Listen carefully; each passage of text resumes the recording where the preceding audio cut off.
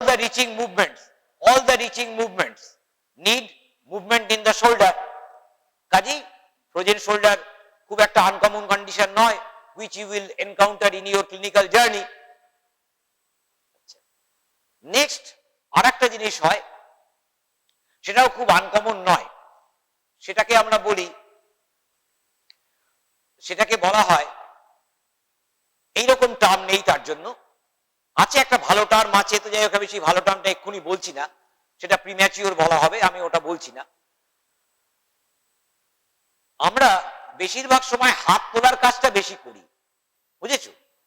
মাঝে মধ্যেই কিন্তু আমাদের এই হাত তোলা অ্যাবডাকশনটা করতে হয়, আর এই অ্যাবডাকশনটা হচ্ছে ভীষণ একটা complicated movement. It entails involvement of so many muscles and so many ligaments, ঠিক আছে? কাজেই সেই জন্য আমরা এই অ্যাবডাকশন মুভমেন্টের জন্য too often since we need to raise our arm, তার জন্য একটা অসুবিধা হয়। সুপ্রাস্পাইনেটাস বলে যে মাসলটার নাম শুনেছো, তার টেন্ডনের ইনসারশন আছে গ্রেটার টিউবারোসিটি অফ হিউমেরাসে, বুঝেছো? গ্রেটার টিউবারোসিটি অফ হিউমেরাসে 3টে টেন্ডনের ইনসারশন আছে, from above down, সুপ্রাস্পাইনেটাস, ইনফ্রাস্পাইনেটাস, teres minor. তাহলে এই সুপ্রাস্পাইনেটাস টেন্ডনটা হিউমেরাল হেডের ওপরে বসে থাকে, ঠিক আছে? ওটা টিয়ার হয়, ড্যামেজ হয়। Tear of the tendon of supraspinatus, damage to the tendon of supraspinatus, ঠিক আছে, উইল লিড টু ইনফ্লামেশন, এবং সেই ইনফ্লামেশন হলেই abduction will be limited, there will be pain in the shoulder, ঠিক আছে? তাহলে tear in the supraspinatus tendon is frequent. Tear involving the supraspinatus tendon, সেটাও কিন্তু খুব common, involving the supraspinatus tendon. Now let us move on to the anatomy of glenohumeral joint now. Participating bones are glenohumeral joint A ball and socket joint আমি বলেছি। তাহলে socket of the joint, socket is nothing but the glenoid fossa of scapula, glenoid fossa of scapula.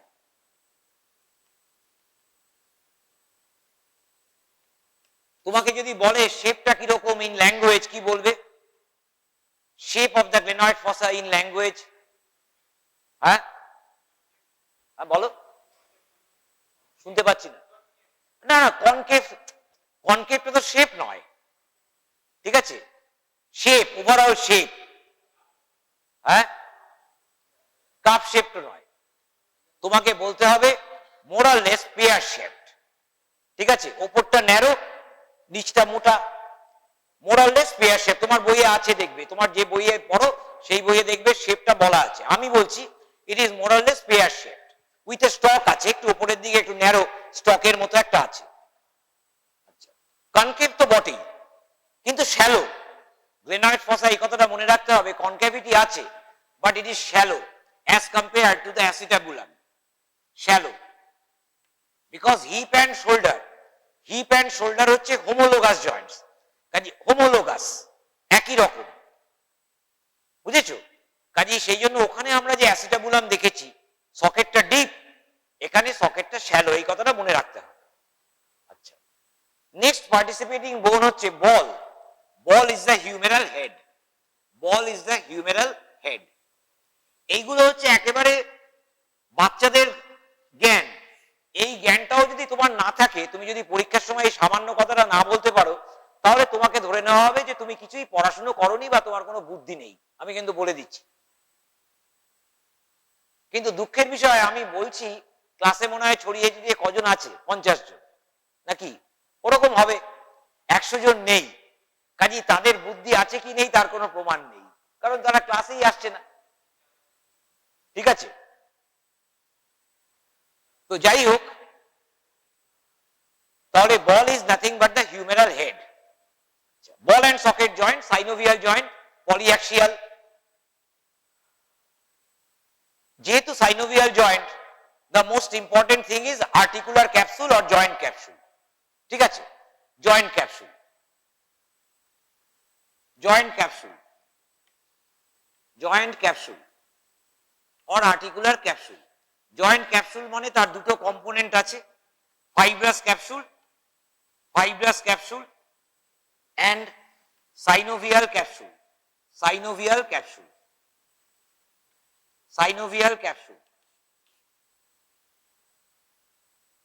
Enclosure হিসেবে একটা fibrous capsule আছে enclosing the cavity.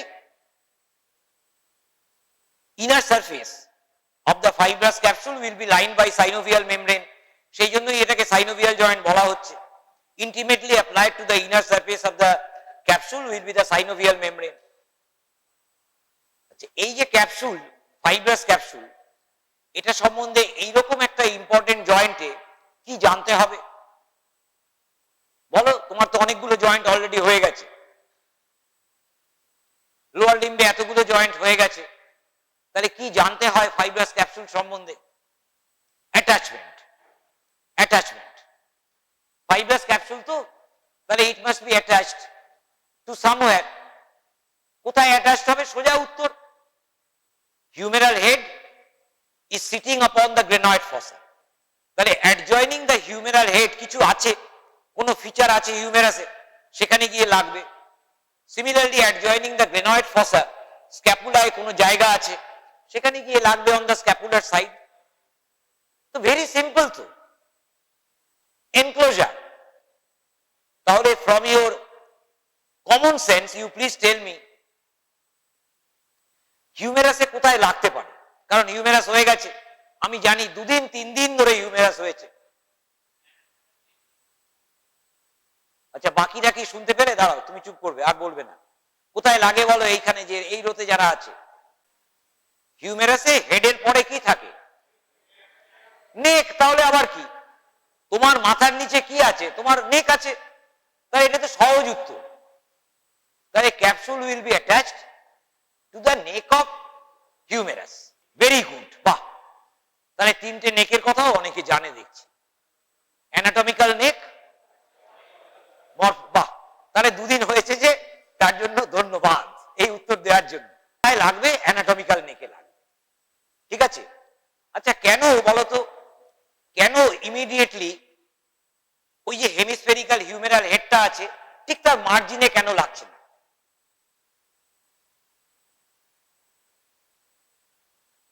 তুমি সব জায়গায় দেখবে লোয়ার লিম্বে যে জয়েন্ট গুলো আছে, দেখবে a little away from the articular margin বলে বলা থাকে। ইয়েস, যদি মার্জিনে লাগতো তাহলে তো ক্যাপসুলটা টু টাইট এর স্ট্রাকচার হয়ে যেত, টু টাইট। একেবারে আর্টিকুলার মার্জিনে লাগলে টাইট, এনক্লোজারটা টাইট হয়ে যেত।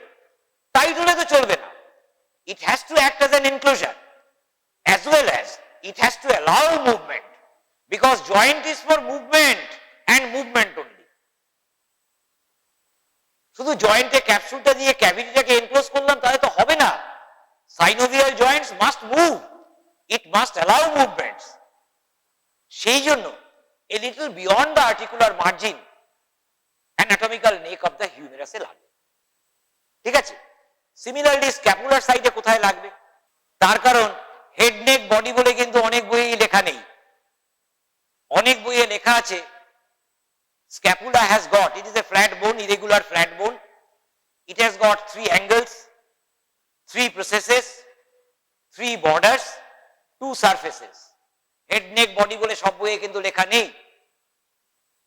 তাহলে স্ক্যাপুলারও কিন্তু হেড আছে, নেক আছে, বডি আছে। Head is represented by the glenoid. গ্লেনয়েডের পরেই যে অংশটা আছে দেখবে ন্যারো কনস্ট্রিক্টেড আছে, that is the neck. Rest is body. ঠিক করে আমাকে বলবে কিন্তু, আমি বললাম না বাজে লোক।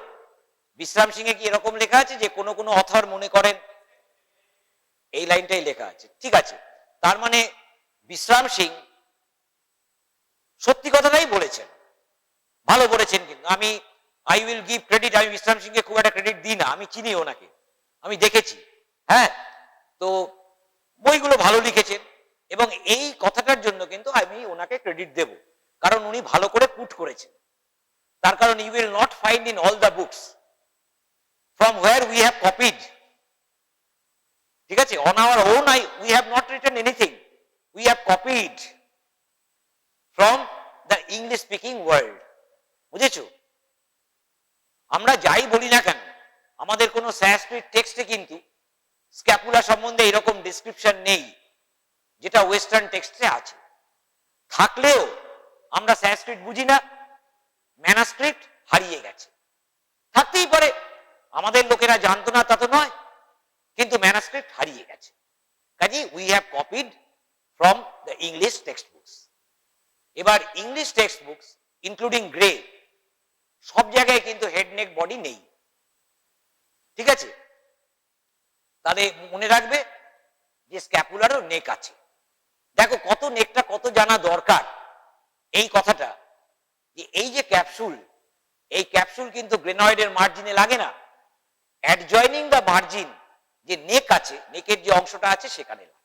নেকটা অনেক বড়সড় জায়গা, কিন্তু অ্যাডজয়নিং দ্য মার্জিন স্ক্যাপুলার যে নেক আছে সেখানে লাগে। ঠিক আছে? হলো? আচ্ছা, এবার এই ফাইব্রাস ক্যাপসুল নিয়ে আর কি জানতে হবে শোল্ডারে? আর একটা কথা জানতে হবে, এইটুকু জানলেই হবে, আর দুটো কথা জানতে হয়। এবার আমার মুশকিলটা কি, আমি অন্য স্যারেদের মতো প্রজেক্ট করা পছন্দ করি না, শিখিও নি স্লাইড।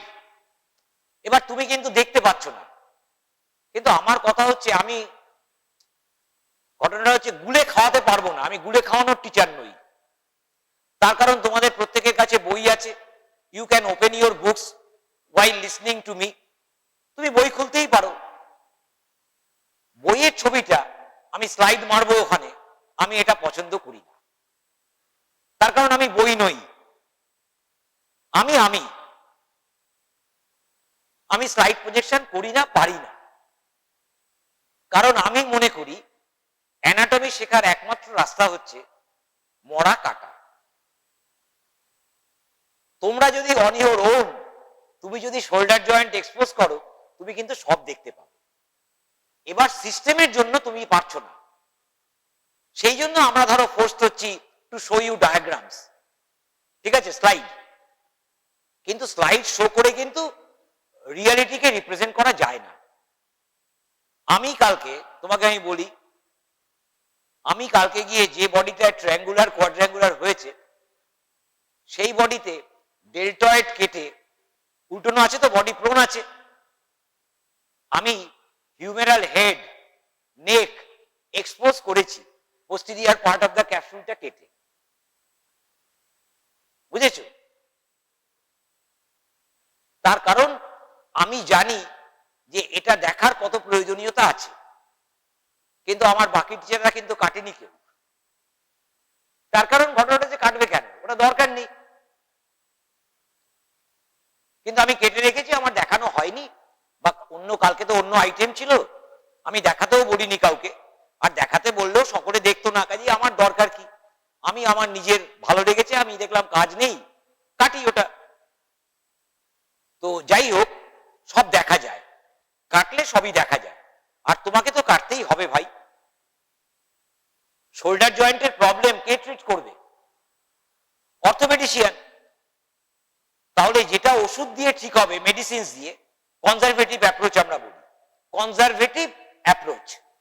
আমি ছোবো না, জায়গাটাকে না ছুঁয়ে ট্রিটমেন্ট করবো, করতে হয় অনেক সময়, কিন্তু যখন conservative অ্যাপ্রোচে when the patient is not responding, আমি তো অর্থোপেডিক সার্জন, তখন তো আমাকে ভাই খুলতেই হবে।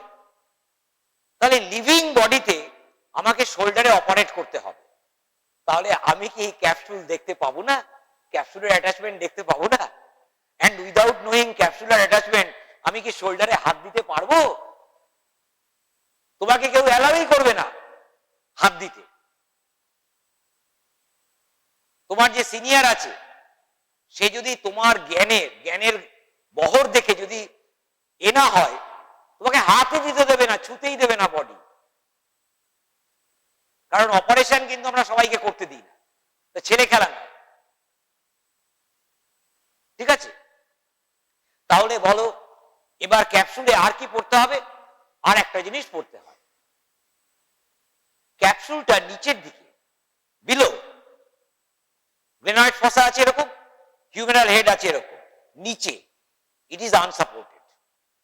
মোস্ট অফ দ্য টাইম এই যে আর্ম যখন hanging by the side of the trunk, most of the time তো এরকমই থাকে। It is unsupported, okay support করার জন্য কিন্তু কিছু নেই। সেই জন্য নিচের দিকে একটা পাউচ লাইক ফিচার আমরা দেখতে পাবো ক্যাপসুল, মানে ক্যাপসুলটা ওখানে কিন্তু লুজ অ্যান্ড ল্যাক্স, বুঝেছো, একটা পাউচের মতো আছে। তার মানে কিরকম, ধরো এইটা গ্লেনয়েড ফসা, এটা গ্লেনয়েড ফসা, আমি প্রোফাইলে দেখাচ্ছি, দিস ইজ গ্লেনয়েড ফসা। এখানে ইনফ্রাগ্লেনয়েড টিউবারোসিটি আছে, তারপরে ল্যাটারাল বর্ডার, ঠিক আছে। এইটা হিউমেরাল হেড, এটা humeral head, this is the humeral head. আমরা এখানে ক্যাপসুলটাকে এইরকম মতো একটা দেখতে পাবো, এইরকম, বুঝেছো। আমরা একটা পাউচ লাইক রিডান্ডেন্ট ক্যাপসুল দেখবো in the inferior part of the joint. ওখানে কিন্তু এরকম ভাবে নেই, অন্য সব জায়গায় এইভাবে আছে, ওপরে নিচে পেছনে, ওপরে above, in front and behind, কিন্তু নিচে কিন্তু এরকম পাউচ লাইক আমরা দেখতে পাবো, বইয়ে ছবি আছে।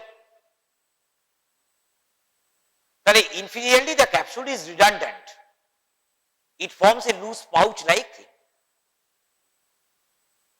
Next আর একটা পয়েন্ট কি মনে রাখতে হবে about the fibrous capsule, that is also very important. The fibrous capsule presents an opening above. ওপরে কিন্তু একটা আমরা দেখব যে একটা ওপেনিং আছে। তোমার নলেজ থেকে তুমি বলো কোথায় ওপেনিংটা আমরা দেখতে পাবো, হিউমেরাস হয়েছে। তোমার যে নলেজ আছে অ্যাবাউট দ্য হিউমেরাস সেখান থেকে বলো। সফট টিস্যুও তুমি দেখেছো।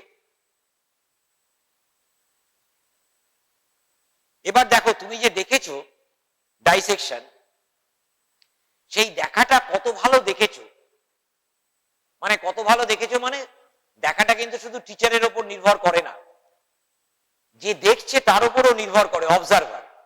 তার কারণ টিচার ব্যাচে ব্যাচে অতগুলো লোককে দেখাবে, সবসময় কিন্তু টিচার ভুলেও যেতে পারে, কিন্তু তুমি যদি স্টুডেন্ট ভালো হও তুমি কিন্তু বলবে যে স্যার ওটা তো আমি দেখতে পেলাম না। তুমি যদি what you have not seen that should be seen in that dissection, তুমি যদি জানো তাহলে তুমি প্রশ্নটা করতে পারবে, বলো সেটা কি। In relation to the shoulder, you have seen the biceps brachii in the front of arm, দেখেছো তো? Have you seen its two heads? Short head in conjunction with coracobrachialis arises from the tip of the coracoid. Coracobrachialis ও দেখতে হয়, short হেডটাকেও দেখা যায়। Have you seen the long head? Has anybody seen the long head? You have seen the long head, তাই তো? Where you have seen it?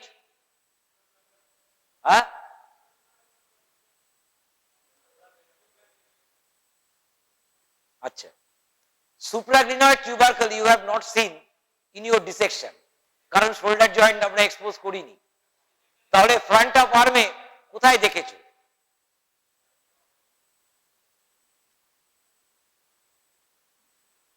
কিছুই না। আমি তো তোমাকে বলছি এই যে আমাদের ফর্মাল সিস্টেম অফ এডুকেশন, এই ফর্মাল সিস্টেমে প্রচুর ফ্লজ আছে। এবার এই ফ্লজ মেনে নিয়েই তোমাকে পড়তে হয়, আমাকেও কাজ করতে হয়। টিচার স্টুডেন্ট রেশিও কলেজে কি হওয়ার কথা? 20:1।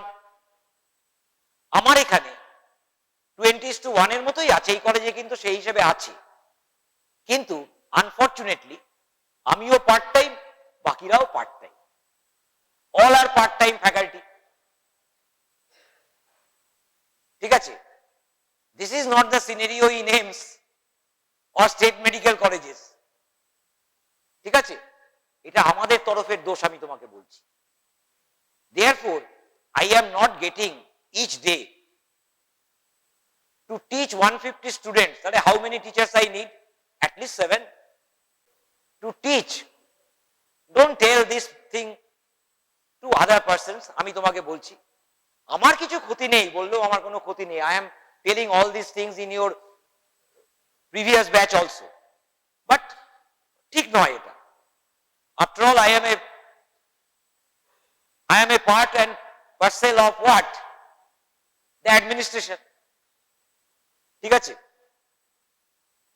তো আমাদের দোষ আছে, আমি বলছি, তার কারণ all of us are part time. তো কাজেই তুমি তো দেখতেই পাচ্ছ what is the scenario. You are not even finding two teachers, তাই না? How could it be possible? And the teachers are not getting input. Teachers are not willing to get input from the seniors. ঠিক আছে? Not too many seniors will be able to provide the juniors with input, but some are there. আমি আছি, always willing. ঠিক আছে? But if the junior faculty doesn't come to me, আমি নিজের থেকে কত ইনপুট দেব বলো? আমার কাছে এলে কিন্তু আমি ইনপুট দিতে পারি, সবসময় আসে না, যে আসে তাকে আমি ইনপুট দিই।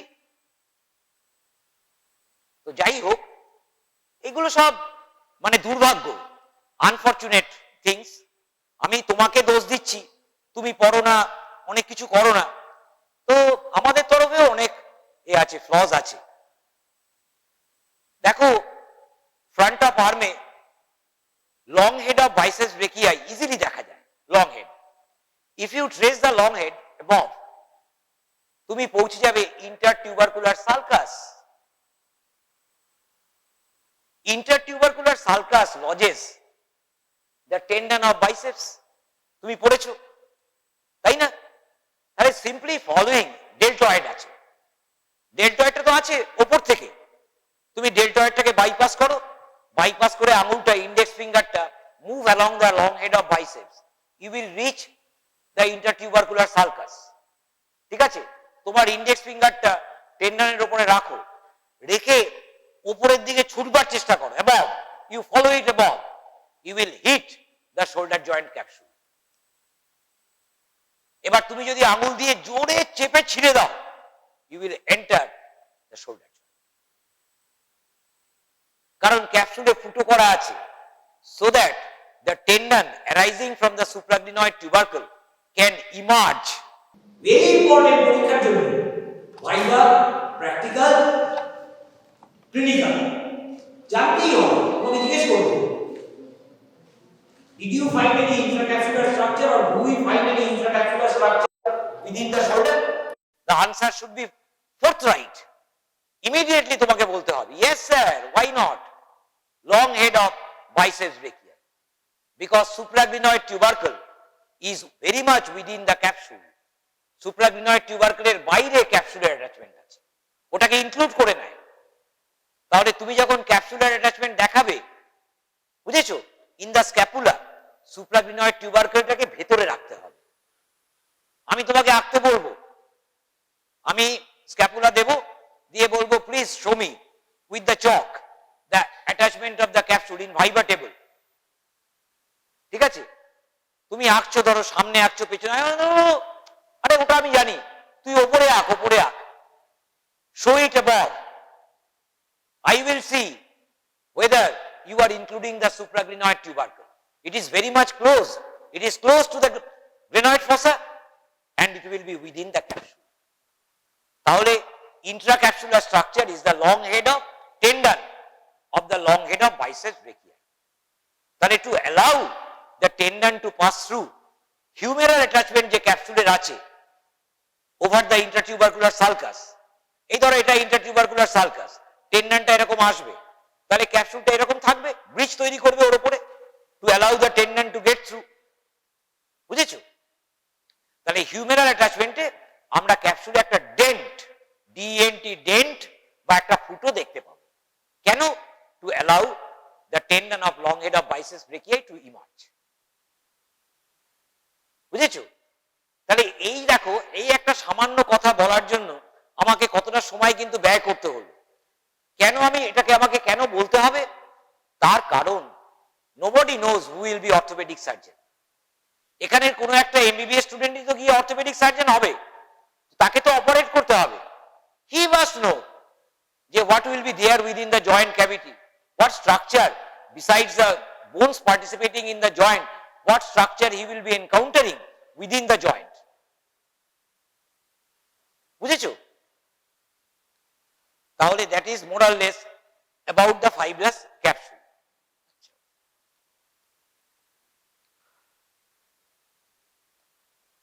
ব্যাপারটা কি জানো তো, এই যদি আমি স্লাইড শো করতাম, স্লাইড শো একের পর এক স্লাইড মারতাম, ঝড়ের বেগে আমি বলে চলে গেলাম, হয়ে গেল ক্লাস শেষ। ঠিক আছে, আমারও হয়ে গেল, তোমারও হয়ে গেল। কিন্তু ওটাকে পড়ানো বলে না। স্লাইড শো করেও ভালো পড়ানো যাবে। স্লাইড শো করব, তার সঙ্গে সঙ্গে আমি বলবো, একটা স্লাইড রেখে দেবো, রেখে দিয়ে আমি অনেক কথা বলবো যেরকম আমি বলছি। ঠিক আছে, is really complementary or supplementary to what the teacher is saying. If the teacher simply narrates what is there in the slide, that is not teaching proper. ঠিক আছে, যাই হোক, ছেড়ে দাও সব কথা। হ্যাঁ, আমি স্লাইড শো করতে পারলে ভালো হতো, কিন্তু আমি পারি না ভাই।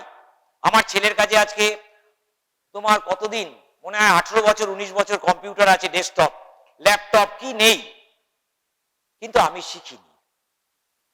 About the joint, তাহলে after the capsule is binding the bones together, besides ensuring a cover, ঠিক আছে, or enclosure for the joint cavity. But the capsule in any joint, বড় যে জয়েন্ট আছে, capsule is not enough to ensure stability to the joint. We need other ligaments as well. তুমি যখন hip joint পড়েছো, ইলিওফিমোরাল ligament of Bigelow, ischiofemoral, pubofemoral, ligament of the head of femur, so many ligaments you have encountered besides the capsule. In knee joint, tibial collateral ligament, fibular collateral ligament, oblique popliteal ligament, arcuate popliteal ligament, এরকম হাজার একটা ligament আছে to give strength to the joint. তার কারণ দুটো বোন লাগছে, সেই দুটো বোন মুভ করবে, কাজে স্টেবিলিটি তো রাখতেই হবে। তাহলে in shoulder joint there will be ligaments. Shoulder joint এমনই একটা জয়েন্ট, এখানে আমি এখন তোমাকে এমনই একটা টার্ম বলবো, যে টার্মটা তুমি আর কোনো জয়েন্টে পাবে না আমাদের শরীরে। বুঝেছো? No other joint, no other synovial joint in our body will provide a term like that. ঠিক আছে, আমি তোমাকে একটা টার্ম বলছি, I do not know whether you will find this term in your Bisram Singh's book or not. ঠিক আছে, পেতেই পারো, তার কারণ উনি বই লিখেছেন, obviously উনি অনেক জায়গায় পড়েছেন। ঠিক আছে, উনি যদি এই টার্মটা আমি যেটা বলছি সেটা নাও দিয়ে থাকেন, অসুবিধে নেই, উনি কিন্তু এটা বলবেন, obviously উনি বলেছেন, সব ইন্ডিয়ান টেক্সট বুকে কিন্তু আছে, কিন্তু এটা কাজী ডেফিনেটলি উনি বলেছেন। আমি যে টার্মটা ইউজ করছি হয়তো সেইটা নেই, ইন আদার ফর্ম আছে। ঠিক আছে, to give strength to the joint we will find ligaments, additional ligaments besides the capsular ligament. Such ligaments are discussed under a common heading being called as the static stabilizers. The static stabilizers. Static stabilizers. Static stabilizers. These include all the ligaments besides the capsule. Capsule also includes, capsule is also under the static stabilizers. আমরা already সেটা সম্বন্ধে বলেছি, কাজেই we will narrate other ligaments as well. What are those other ligaments then? Binding the head of humerus and the scapula, strengthening the capsule in front, we will find 3 ligaments. 3টে ligaments পাবো, one after the other in sequence from above down. in front of the joint. In front of the joint ক্যাপসুলটা আছে, strengthening the front of the capsule. দেখো nature কিন্তু জানে যে forward ডিসলোকেশনটাই common, সেই জন্য কিন্তু স্ট্রেংথেন করেছে, বুঝেছো? সামনে আমরা তিনটে ব্যান্ড পরপর দেখতে পাবো, strengthening the capsule in front. কি নাম? ইন সিকোয়েন্স আছে, superior glenohumeral ligament, middle glenohumeral ligament, inferior glenohumeral ligament. তাহলে কিছুই অসুবিধা নেই মনে রাখার, ঠিক আছে? তাহলে জয়েন্ট প্রোফাইলটা যদি এরকম হয়, আমি স্ট্রেট লাইনে আঁকছি, দেখো এইরকম ধরো জয়েন্ট প্রোফাইলটা আছে। আমরা একটা ব্যান্ড এরকম দেখব, একটা ব্যান্ড এরকম দেখব, আর একটা ব্যান্ড এরকম দেখব। এই তিনটে ব্যান্ড আছে, uniting the humeral neck with the scapular neck, ঠিক আছে? Superior, middle, inferior. এবার আমি যেরকম ছবি এঁকেছি তার থেকেই তুমি দেখতে পাচ্ছ there is a gap between the superior and middle, and usually forward dislocation occurs through this part, যেখানে এই স্ট্রেংথেনিং ব্যান্ডটা নেই। এই দেখো এইখানে, এইখানে এই যে জায়গাটা তোমাকে দেখালাম, ঠিক আছে, এইখানে এরা মোরাললেস ক্লোজলি অ্যাপোজড আছে, মিডল অ্যান্ড ইনফিরিয়র, কিন্তু এইখানে কিন্তু গ্যাপ আছে, স্ট্রেংথেনিংটা নেই। তাহলে between the superior and middle glenohumeral ligament we find the capsule is not being strengthened by anything, ঠিক আছে? এবং ওখান দিয়েই ফরওয়ার্ড ডিসলোকেশনটা হয়। আর একটা কারণ আছে ওখান দিয়ে কেন হয় সেটা আমি পরে আসছি, ঠিক আছে, পরে বলছি। আর একটা ফ্যাক্টর আছে, besides not finding anything strengthening the capsule over there, এছাড়াও আর একটা পয়েন্ট আছে, আমি পরে আসবো, স্ট্রাকচারাল জিনিস বলতে হবে। তাহলে সুপিরিয়র, মিডল, ইনফিরিয়র আমরা দেখতে পেলাম। এছাড়া strengthening the capsule below and behind, ওপরে নয় কিন্তু বিলো অ্যান্ড বিহাইন্ড একটা ব্যান্ড আছে, তাকে আমরা বলি posterior glenohumeral ligament. You will not find the name of this ligament everywhere in all the books, that means it is not so important, ঠিক আছে? Posterior glenohumeral ligament, below and a little behind একটা band আছে strengthening the capsule.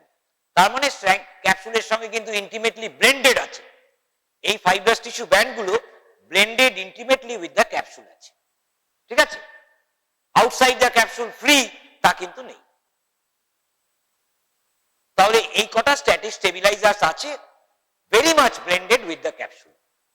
এছাড়া আর একটা ligament আছে which is outside the capsule, but which is also a ligament, therefore a static stabilizer. কি নাম? কোরাকোহিউমেরাল ligament.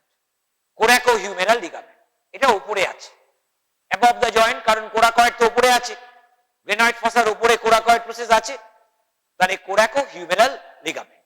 আর একটা ব্যান্ড আছে।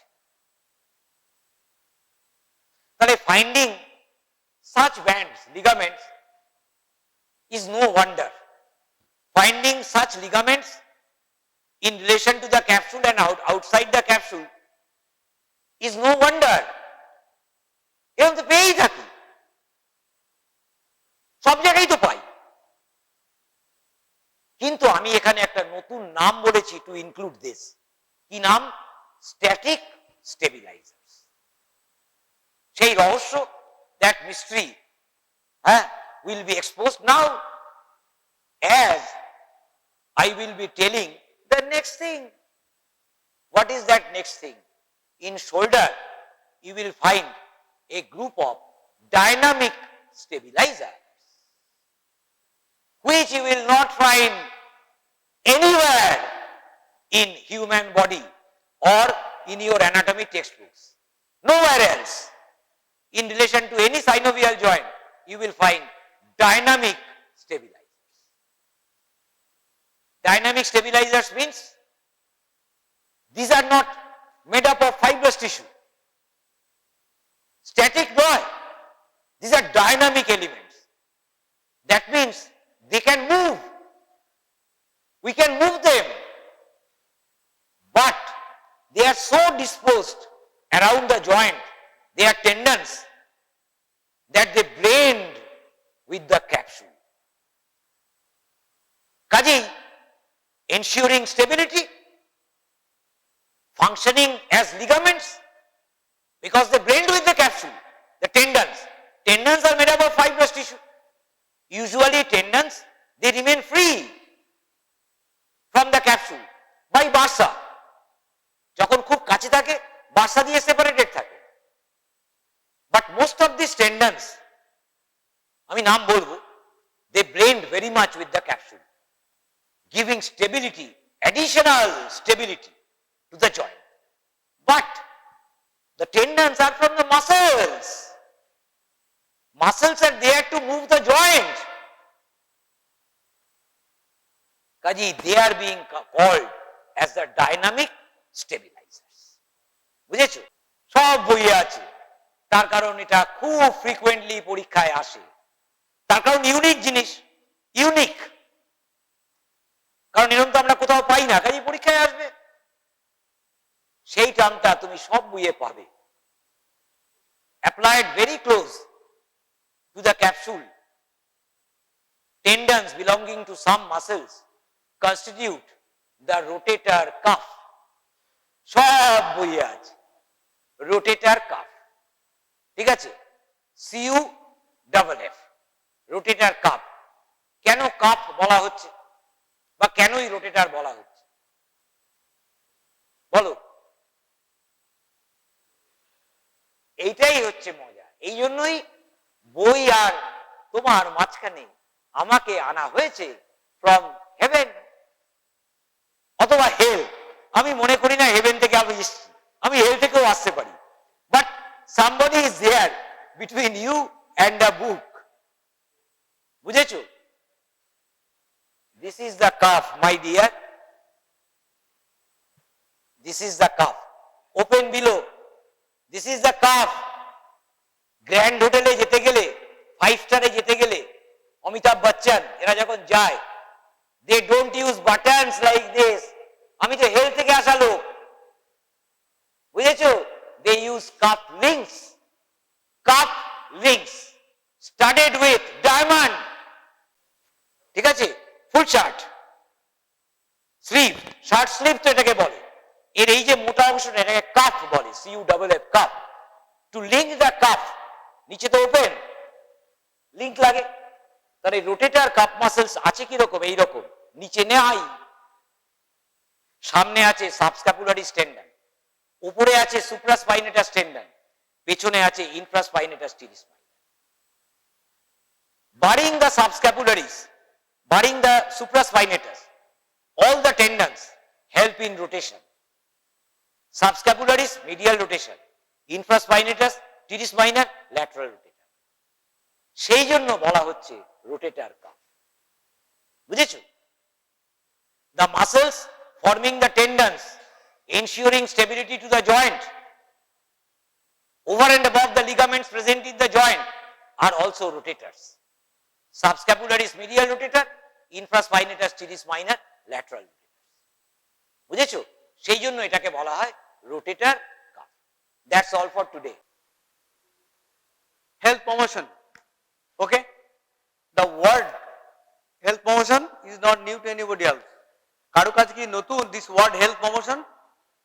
Because what I know, all of you must have attended the levels of prevention, class of levels of preventions. আমি বুঝতে পারছি না তোমরা চুপ করে আছো কেন? কেউ অ্যাটেন্ড করোনি? Who has attended levels of preventions? The class হয়েছে মনে হয়, হয়নি?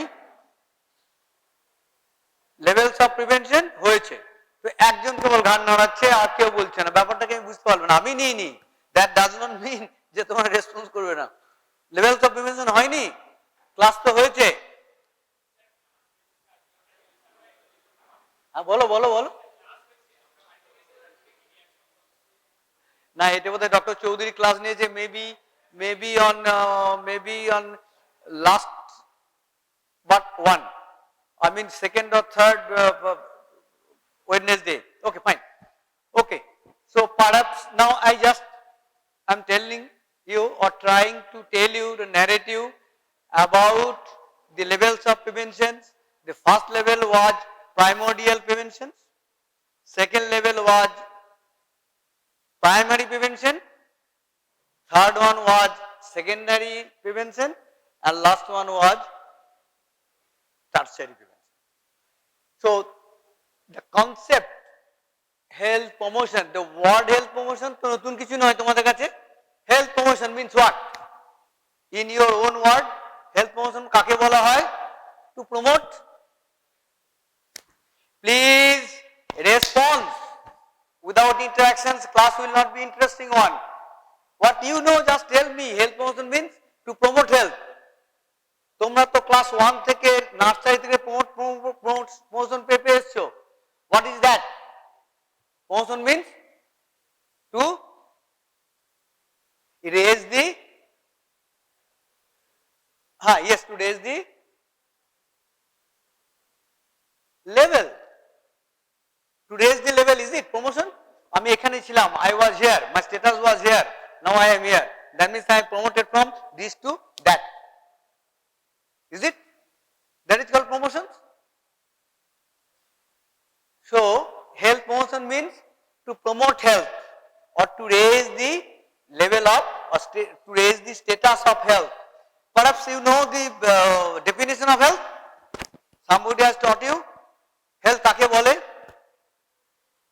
বলো? Who can tell? এই চক কোথায় গেল অভিমন্যু বাবু? চক কই? বলো? Definition of health given by WHO India 1948. Health না জানলে কি করে হেলথ প্রমোশনটা বলবে? হেলথ তো বর্ণনা হয়েছে তো? আর কিন্তু ফার্স্ট ক্লাস ডেফিনেটলি কমিটি মেডিসিনের ফার্স্ট ক্লাসই ডেফিনেটলি হেলথ হয়েছে, হয়নি? হেলথ কাকে বলে? What is health? Health is a state of complete physical, mental, social and spiritual well-being and not merely the absence of disease or infirmity. Okay, that is health. Now we have to promote health. That is called health promotion. Your sole objective is, as a human being, as a doctor, as a citizen, your objective is to promote health, to raise the status of health, to raise the health status of the individual, health status of the group, health status of the community as a whole. স্বাস্থ্যের উন্নতি সাধন, promotion of health. When the level, we are thinking about the levels of prevention. প্রথমে তো তিনটে level ছিল, primary, secondary and tertiary. Last year we added another levels of prevention, primordial prevention. Only we thought about the levels of prevention. Health promotion is one of the interventions in primary levels of prevention. Second one is specific protection.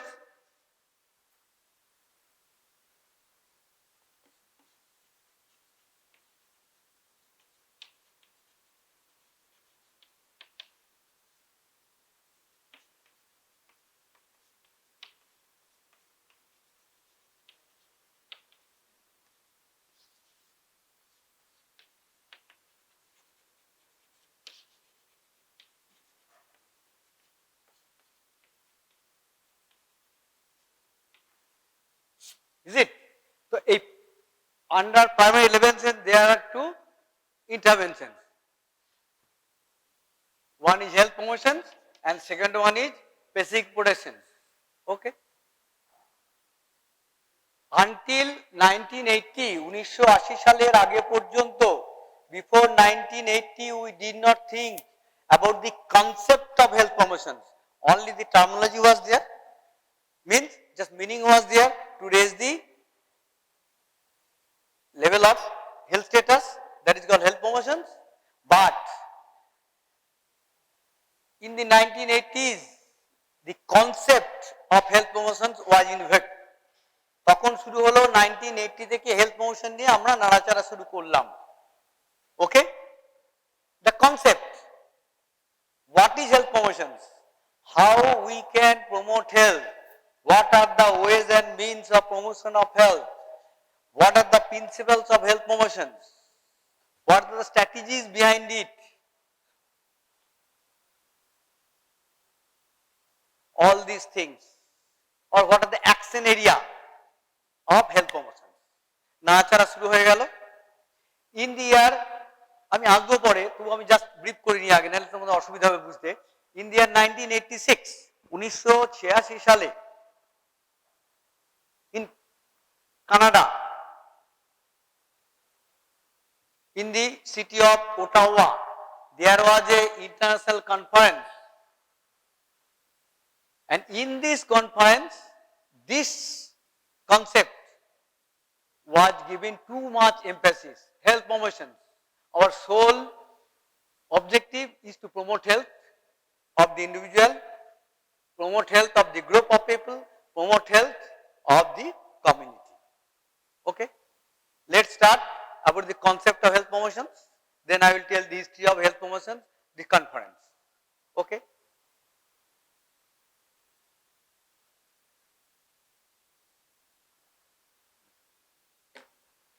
simple definitions. These definitions is given by World Health Organization. Everybody knows about World Health Organization, there is no doubt about that. সবাই জানো কোন সালে প্রতিষ্ঠিত হয়েছিল? কোন সালে প্রতিষ্ঠিত হয়েছিল? Everybody knows. কেন মুখ খুলছো না কেন? Open your mouth, interact. কোন সালে? দেখো, প্রত্যেকে জানো তোমরা। Everybody knows. In which year?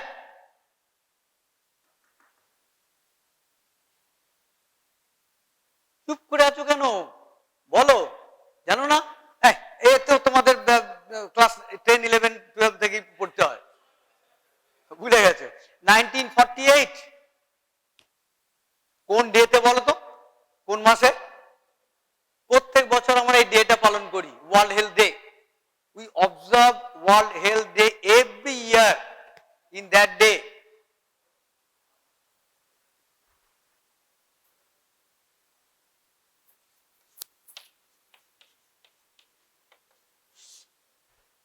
মনে আছে? 7th April. Every year we celebrate the day as World Health Day. So these definitions was given by WHO. কি বলছে WHO about health promotions? Previously we did not think about the concepts, so we did not think about the process. Now WHO is telling health promotion is a process of what? Of enabling people to increase control over the determinants of health and thereby improve health. Is it clear now? It's a enabling process. যাতে what আমরা, we, the community people কি করতে পারি? বাড়াতে পারি, কন্ট্রোলটা আমাদের বাড়াতে পারি। কিসের control? Over the determinants of health. That means determinant means what? Determinants of health পড়ানো হয়ে গেছে বলে হয়নি? Determinants of health, আচ্ছা, determinants means factors, the factors that influence our health. তাহলে যে ফ্যাক্টর গুলো আমাদের স্বাস্থ্যকে প্রভাবিত করে, the factors that influence our health, we have to increase control over the determinants. Then only we can be able to promote health. Promote health does not only in individual level. একজন মানুষের স্বাস্থ্যের জন্য নয়, একজন মানুষের health প্রমোশনের জন্য নয়, as a group or as a community as a whole. কমিটির স্বাস্থ্য, গ্রুপের স্বাস্থ্য, প্রত্যেক ইন্ডিভিজুয়ালের স্বাস্থ্য, তাকে বলা হেলথ প্রমোশন। দেখো লেখা আছে, it moves beyond a focus on individual behavior towards a wide range of social and environmental interventions. সামাজিক এবং আমাদের এনভায়রনমেন্টের ইন্টারভেনশনের মাধ্যমে আমরা নাক গলাবো, উন্নতি সাধন করব, then only it is possible to promote health of the community. What is the definition of health given by WHO? 2 lines only. Health promotion is a process of enabling people. Enabling people means what? We are enabling people. Enable people means আমরা কি করছি? মানুষকে সক্ষম করে তুলছি, able, so that the community can be able to gain control over the factors that influence our health. Is it clear? Just only one line is a process of enabling people to increase control over the determinants of health and improve health. That is entire concept of health promotion. কিন্তু আমাদেরকে জানতে হবে, now we should know how it happens. How it happens. How we can increase control over the whole determinants of health. And what are the determinants also? I will just briefly narrate you right now. Okay? Now is it clear? তাহলে আমরা কোথায় গেলাম? WHO. Okay? কত সালে হয়েছিল? কবে হয়েছিল? And this definition was given by WHO. That's why we are discussing this, the concept of health promotion. That is very important. Wherever you go, the basic concept is promotion of health. We are here to promote our health, nothing but. We are here. We are studying this course. What for? Promotion of individual health, promotion of group health, promotion of health of the population as a whole.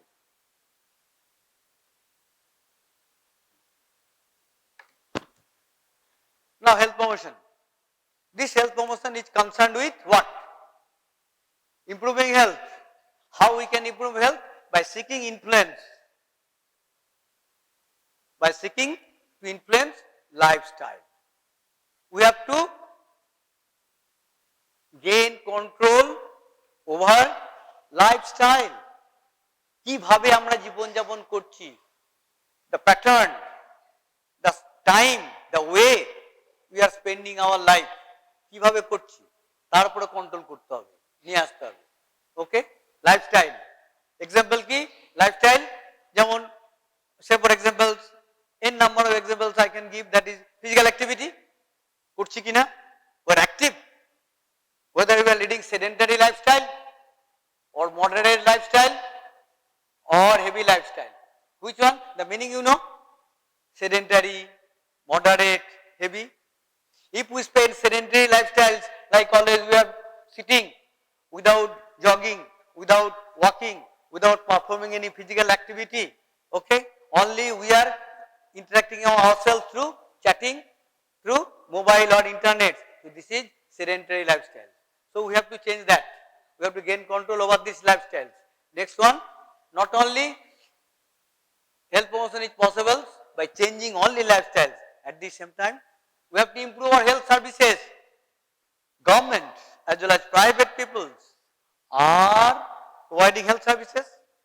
Whatever health services are prevailing in our community, can I tell you in the lower level who are there?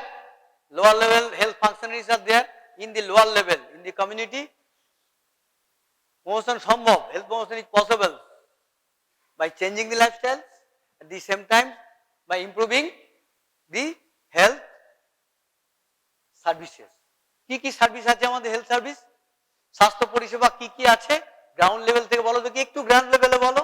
In the villages, in the cities, in the towns, in the lower level, who are there? কারা আছে? স্বাস্থ্য পরিষেবা কারা আছে? ANM এখানে আছে, good. ANM, তার তলাতে গুড আশা। আর কে আছে? নো, জিএনএম তো উপরে চলে গেল। এএনএম এর তলাতে আশার সঙ্গে, উইথ আশা। আশার সঙ্গে কারা আছে? কে বা কারা আছে? গুড।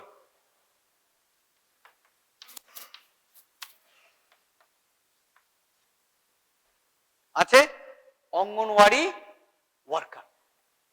ওকে, এদের মাধ্যমে we have to improve our health services. Not only they, okay, এদের মাধ্যমে চললো। উপরে আছে এএনএম, ওয়েস্ট বেঙ্গল এএনএম আছে, but in whole India pattern there are two multipurpose health worker in the sub centre. গ্রামে তো সাব সেন্টার নেই, ভিলেজে কয়েকটা ভিলেজ নিয়ে একটা সাব সেন্টার আছে। In these sub centers, two health functionaries are there. So we have to improve their services also. In West Bengal, there are two ANMs. One is general, one is regular, one is contractual. But in other states, in whole India, if you go anywhere in India, somebody is from other states excepting West Bengal, raise your hands. West Bengal Badde, is anybody is there? Anybody is there from other states excepting West Bengal? Tomar kothay kon state? Bihar. In Bihar, what is the pattern? Definitely there are two multi-purpose health worker in Bihar. In sub-centers, having the population of 5,000, 5,000 population, 5,000 population में एक sub centre है, एक sub centre में दो health functionaries है, एक है male multipurpose health worker, another one is female multipurpose health worker. So we have to improve the services of these health functionaries as well as infrastructures. Okay, and third one, not only that, modifying environments. We have to modify environments because these factors are detrimental to health. If it is, then we have to modify these. Environments, there are different types of environment. Physical environment, then social environment, individual characteristics. So these environment we have to modify. Then only health promotion is possible. Health promotion addresses these determinants. Which determinants? Physical, cultural, social, individuals. Okay, all these determinants of health through two things. One is health education, another is advocacy. With these two things, one is health education, through health education, another is through health advocacy, we can bring about a change in the lifestyle.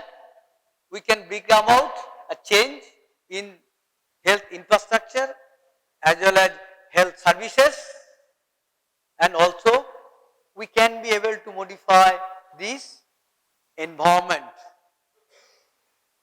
for health promotions. So there are two. How? Through health education, through advocacy. Health education for what? Health education for changing the behavior. Okay? Which behavior? The behavior that is detrimental to health. The behavior that is not, what I should say, conducive to health. Which behavior? That is not acceptable. That is not desirable. যে behaviour, যে আচরণ আমরা পছন্দ করি না, যে আচরণ আমাদের স্বাস্থ্যের পরিপন্থী নয়, that behavior we have to change through health education. And again, until and unless there is a policy, there is a political commitment, there is enough infrastructure, we cannot modify the environment and its characteristics. For that reasons, advocacy is required. দেখো এখানে দুটো জিনিস আছে, that I told you. Health education operates through two things. One is health education. These are the approaches. These are the two approaches of health promotion. One is health education, another is advocacy. Health promotion for what? I told you, just I am repeating. For improving individual capacities. Capacity component গুলো কি কি আছে? আমার capacity বাড়াচ্ছি. That means capacity means what? Both the knowledge as well as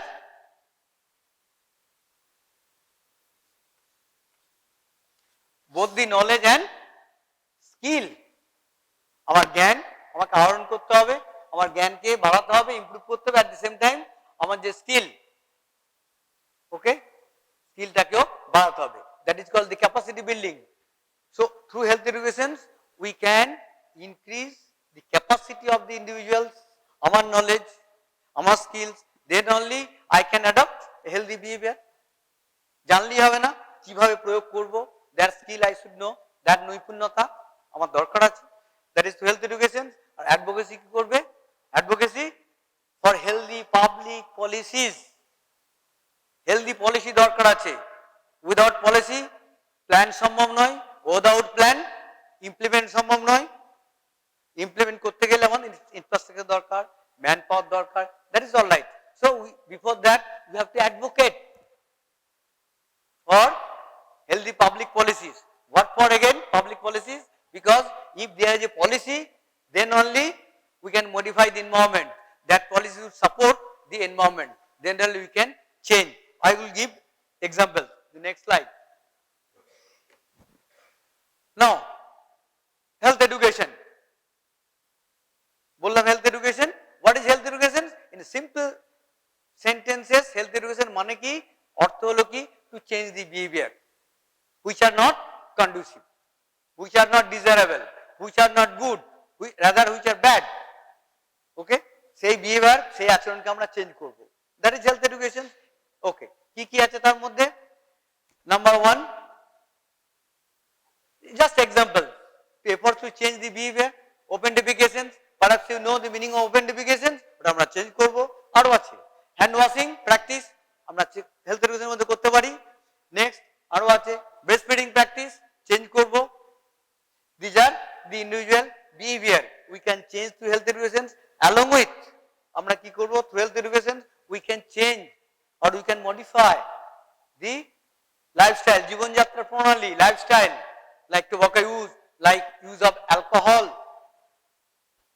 like unhealthy diet আমরা change করব। Physical activity বাড়াবো। Okay, we can increase the physical activity, so we can modify the lifestyle through health education. At the same time আমরা কি করতে পারি? health education, through health education we can encourage individuals, encourage group, encourage community. What for? To utilize the health services. যে সমস্ত এতক্ষণ আমরা বলে এসেছিলাম কি improve the health services. Now through health education we will encourage people, will enable people, will motivate people, যাতে তারা আমাদের যে হেলথ সার্ভিস আছে অ্যাটলিস্ট সেই হেলথ সার্ভিস ইউটিলাইজ করে।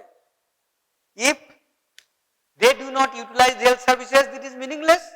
ফর এক্সাম্পল, এখানে আমি বসে আছি ক্লিনিক খুলে, immunisation clinic, until and unless people come and utilise this services, what is the utility of this clinic?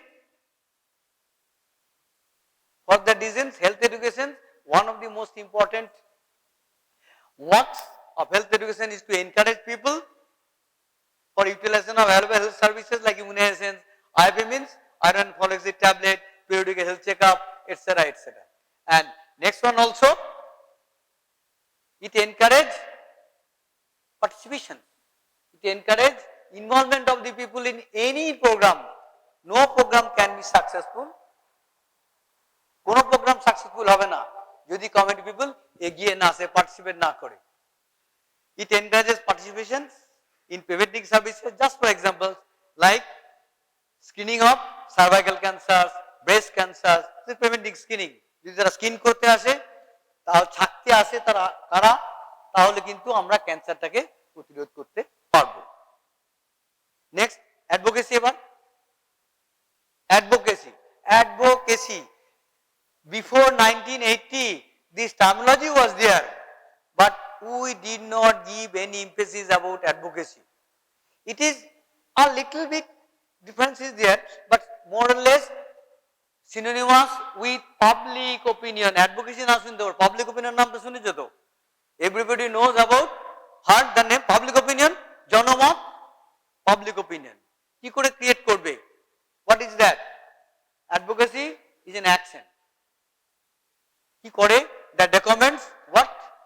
That recommend কিছু রেকমেন্ড করবে, কিছু জিনিসকে সাপোর্ট করবে, কিছুকে ডিফেন্ড করে দেবে, and at the same time plead করছে, আবেদন করছে on behalf of the individual, on behalf of the group, on behalf of the community or population as a whole, or on behalf of any program. কিসের জন্য? To change the situation or circumstances. Until and unless the situation change, circumstances change, nothing we can implement. আমরা কি করে করব? তার আগে আমি advocacy in health একটা ডেফিনেশন আছে খুব সুন্দর। Advocacy for health is defined as two efforts are combined.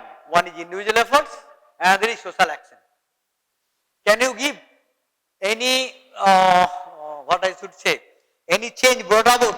individual effort in our society? হিস্ট্রিতে পড়েছো? আছে হিস্ট্রিতে। ইন্ডিভিজুয়াল এফোর্টে আমাদের একটা জিনিস আমরা চেঞ্জ করতে পেরেছি উইথ ইন্ডিভিজুয়াল এফোর্ট। সোশ্যাল অ্যাকশনের মাধ্যমে অনেক কিছু করেছি। নাম করতে পারবে who is that fellow and what was the incidents? বলো দেখি বাবা। পড়তে হবে তো গুলো, হিস্ট্রিতে পড়েছো?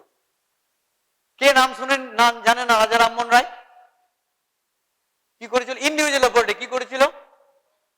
অ্যাবলিশন অফ সতী, সতীদাহ প্রথা বিলুপ্তি করেছিল only individual effort and through social actions. Now advocacy কি?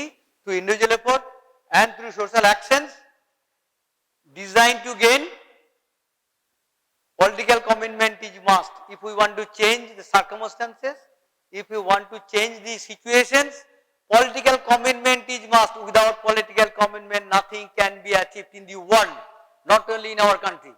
So advocacy means what? Is a combined effort of individual and social actions. What for? To gain political commitment, policy support, social acceptance. সমাজ ভাবে accept হতে হবে, সমাজ accept করতে হবে, নাহলে কিন্তু চেঞ্জ আসবে না। Social acceptance and system, the prevailing system must support this advocacy program. Then only change in the circumstances or situations or the environment আমরা করতে পারি। দেন অনলি আমাদের পার্টিকুলার গোল বা অবজেক্টিভ হোয়াট এভার মেবি আমরা কি করতে পারবো? আমরা অ্যাচিভ করতে পারবো। So that is the definition of health advocacy. Now বললেই হবে না, okay, you have to plan. কি করে করব? How we can organise a advocacy programme for effective advocacy program. We must plan it. Plan করতে গেলে কি করতে হবে? ফার্স্ট কি করব? What is the issue? আমাদের একটা ইস্যু চাই। If we compare advocacy with public opinion, জনমত তৈরি করতে গেলে ইস্যু চাই। সো ফার্স্ট স্পেসিফাই দি ইস্যু। কি নিয়ে আমরা জনমত তৈরি করব, কি নিয়ে আমরা অ্যাডভোকেসি করব, প্রোগ্রাম করব, what will be the issue? Then once we finalize the issue, then what will be our objective? Then আমরা কি করব? We have to achieve the objectives by highlighting the evidence. প্রমাণ চাই, প্রমাণ সাপেক্ষ। We have to collect the evidence. দেখো, see, these many people or these percentage of people's health was improved because they have accepted this issue. আমরা তো কি করতে? Set objectives of the campaign. আমি এক্সাম্পল গুলো পরে দিচ্ছি, আমি পরের স্লাইডে এক্সাম্পল দেবো।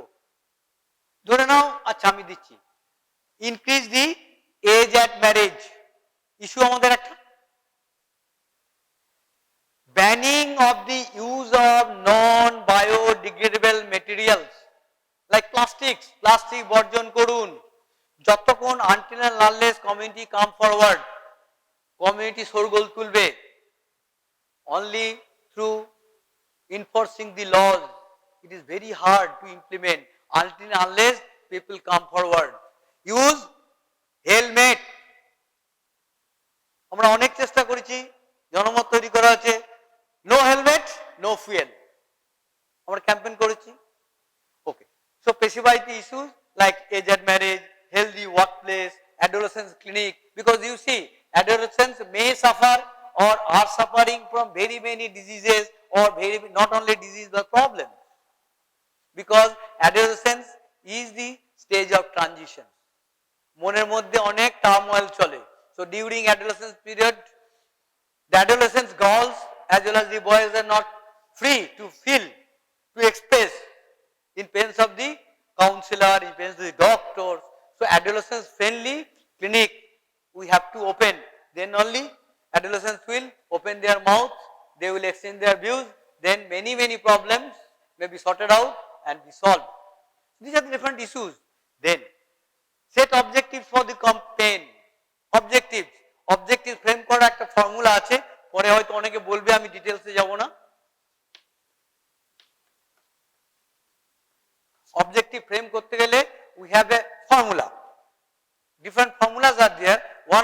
only smart. Objective must be specific. Okay? Specific. What needs to be changed? Specific. আমরা কি করতে চাই? Quantitatively, objective must be measurable. কতটা, how much change we can brought about within a time frame. This is time bound. T for time bound, specific, measurable, A for achievable, R for realistic, T for time bound. What needs to be changed? কি পরিবর্তন আমরা চাইছি? What needs to be changed? Next, who will make the change? We. That means K change পরিবর্তন করবে? That means policy makers first. Those who are the policy makers, those who are the planners, maybe political people, maybe the bureaucrats. We have to make lobby with the bureaucrats, with the political leaders. If they commit, then only they can form policy. Once policy will be there, they will make the plan. Planটা ছেড়ে দেবে আমাদের কাছে. We will implement at the grassroots level. How much? কতটা পরিবর্তন and when? But time bound. Okay? So objective আমাদেরকে চাই. Then I told you, objective fulfill করতে গেলে when we will go to the community for pleading. অনুনয় বিনয় করতে যাচ্ছ, motivate করতে যাচ্ছ, কেন এসছেন, কি হয়েছে, এই ইস্যুতে করলে আমাদের কি উপকার হবে, what benefits we will get, দেখো this is the evidence, so many studies are there, তারা বলছে বিভিন্ন জায়গাতে, if we accept this policy, if we accept this one, then we will be benefited that much, তারা পেয়েছে, that is evidence, প্রমাণ সাপেক্ষ। Collect and assemble the evidence on which the advocacy will be based. Then কোথায় যাব, to whom we can approach, who will be our intended audience, at the same time mapping of the stakeholders. দুটো word আমি use করেছি এখানে, one is audience and there is stakeholder. Who will be our intended audience? Not the community people. Advocacy এর ক্ষেত্রে community people last স্টেজে আসবে, first স্টেজে কারা যাবে, who are the planner, policy maker, political commitment, তারাই হচ্ছে মেন অডিয়েন্স, তাদেরকে ঠুকবো, তাদেরকে লবি করব, তাদের কাছে গিয়ে আলোচনা করব, তাদের কাছে ইস্যুটা আমরা দেব, then only if we can motivate them, then policy will be formed, plan will be there, then in the grassroots level through social action, we can motivate the community for acceptance of these things. Who are the stakeholders then? Other intended audience, like for this advocacy, not our program planning. In advocacy, audience kara ora, top level bureaucrats, not the technocrats, only the bureaucrats. They are the intended audience. Stakeholders kara, those who are making these plastics. For example, non-biodegradable plastic, কারা তৈরি করছে, ওখানে আমরা focus করব, কত cost, কত worker involve আছে, ওখানে ফোকাস করব। দেন we have to make arrangement alternative for them, otherwise আমাদের যেমন বিড়ি সিগারেট বন্ধ হচ্ছে না, because there is no alternative, we did not find till today there is no alternative. Next, preparation of advocacy brief, আমরা brief তৈরি করব, like the summary brief করব, and last one, selection of appropriate methods and materials for communication. We have to communicate this. How we can communicate? What are the methods? Different methods are there, different materials are there. Say for example, group discussions is a method.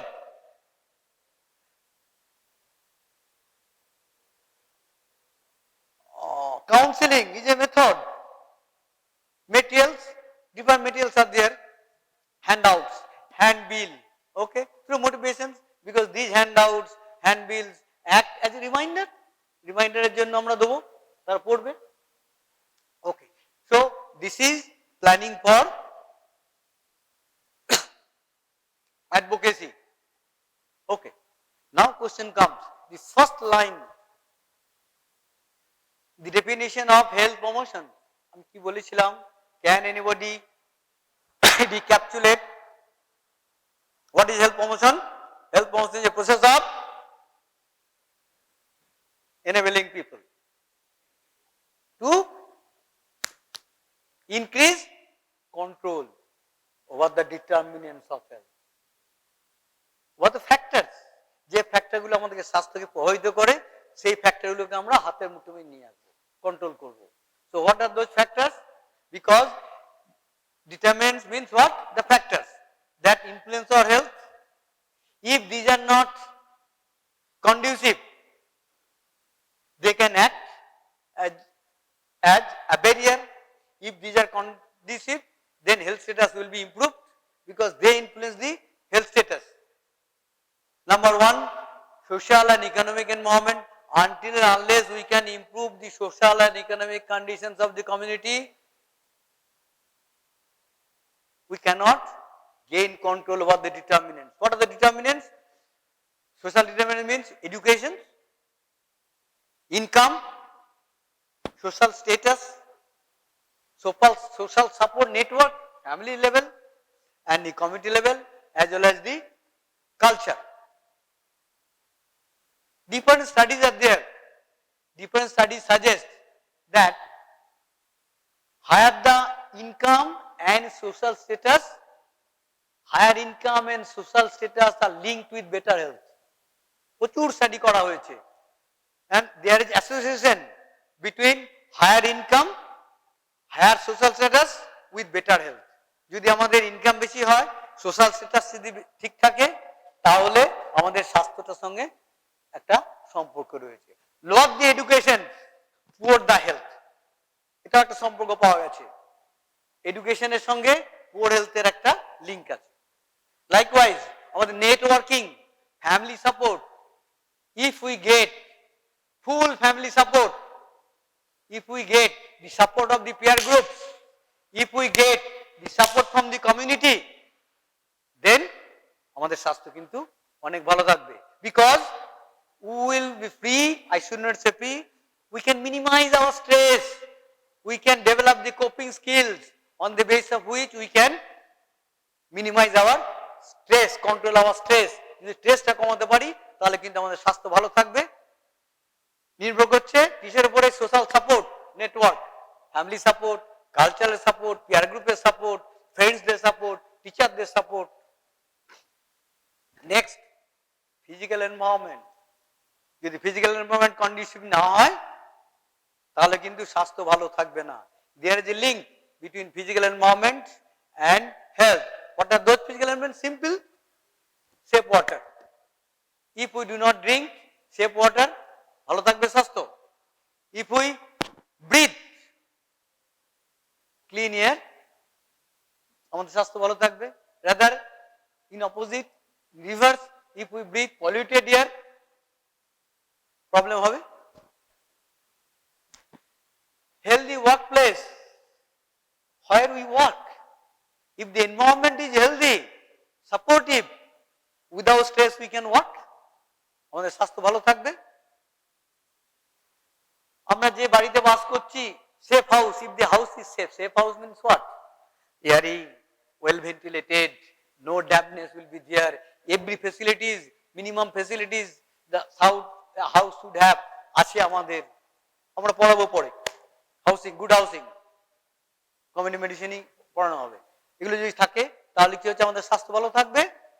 R last, এছাড়াও আমাদের নিজস্ব individual characteristics কিছু আছে, সেগুলো আমরা change করতে পারবো না।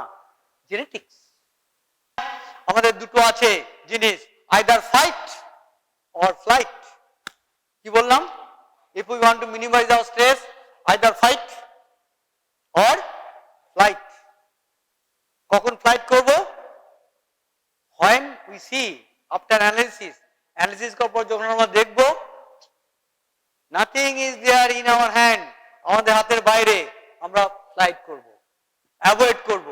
আর যখন দেখব ইয়েস আমরা ফাইট করে এটা অর্জন করতে পারি, we can fight. ক্লিয়ার? ওকে, আমি কেবল লাস্ট একটা এক্সাম্পল দিয়ে শেষ করব, যেটা আমরা এখন বললাম। নাও what we are telling that the determinants influence the following determinants: individual social characteristics, socioeconomic condition, physical environment, and the people's characteristics and behavior এটা আমাদের health কে influence করে.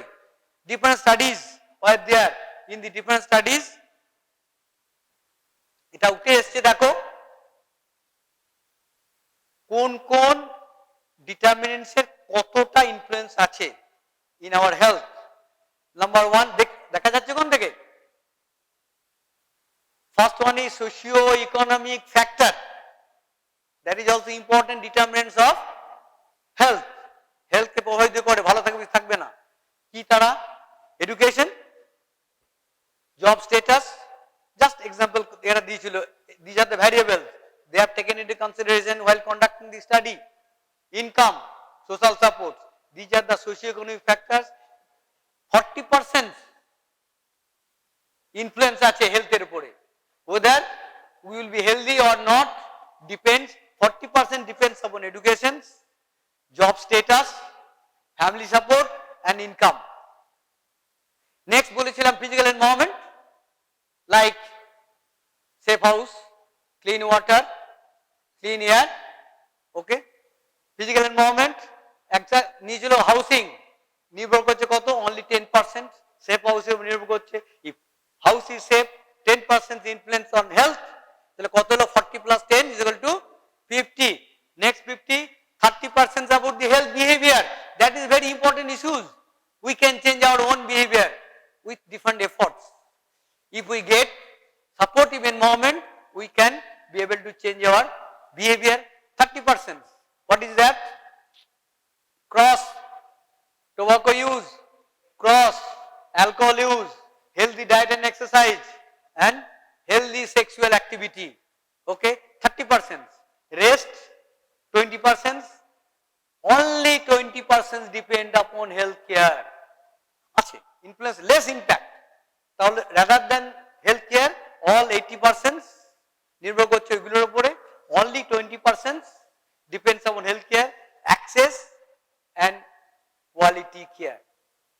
আমাদের প্রত্যেকের whether health service is available, number 1, if it is available, whether everybody has the access, আমাদের কি সবারই যাওয়ার সুবিধা আছে, গ্রহণ করার সুবিধা আছে, access আছে কিনা, and next is what type of the quality of health care.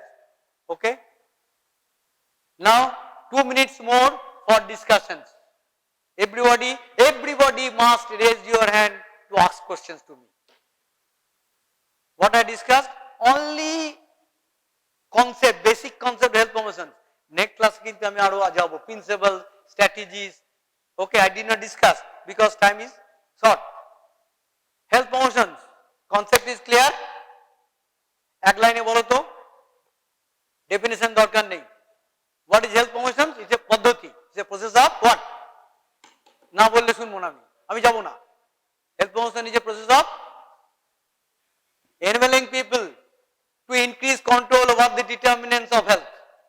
That is health promotion and improve health. Okay,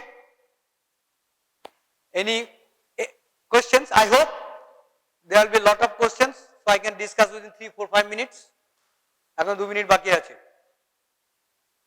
question করো, at least কিছু কোশ্চেন করো, then I will feel free যে হ্যাঁ ছেলেগুলো কমপ্লেন করতে পেরেছে, সরি ছেলে মেয়েরা কমপ্লেন করতে পেরেছে।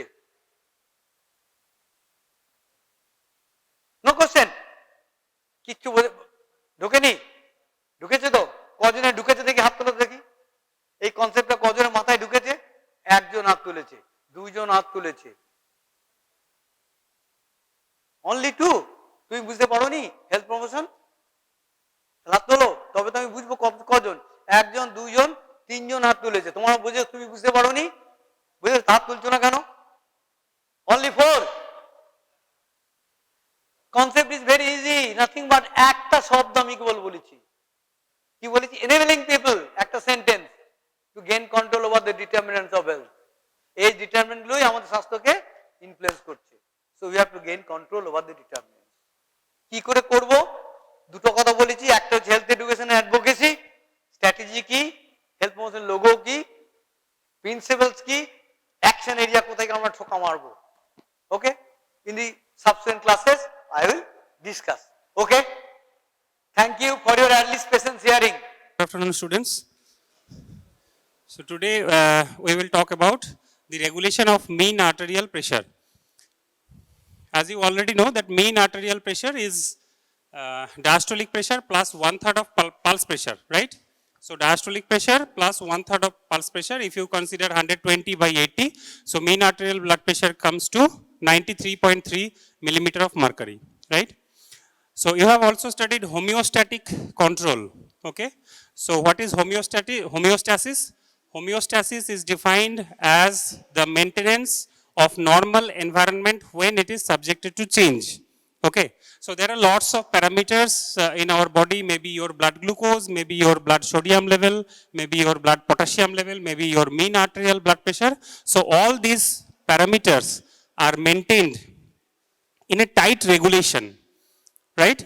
So that means whenever your blood glucose or say mean arterial blood pressure tends to rise, so there is some defensive mechanism that tries to revert it back to normal, right? So here we are concerned with the mean arterial blood pressure. So when your mean arterial blood pressure tends to rise, there is a homeostatic control mechanism that reverts your mean arterial blood pressure back to normal, right? So say for example 70 to 100 millimeter of mercury is the normal range of mean arterial blood pressure, right?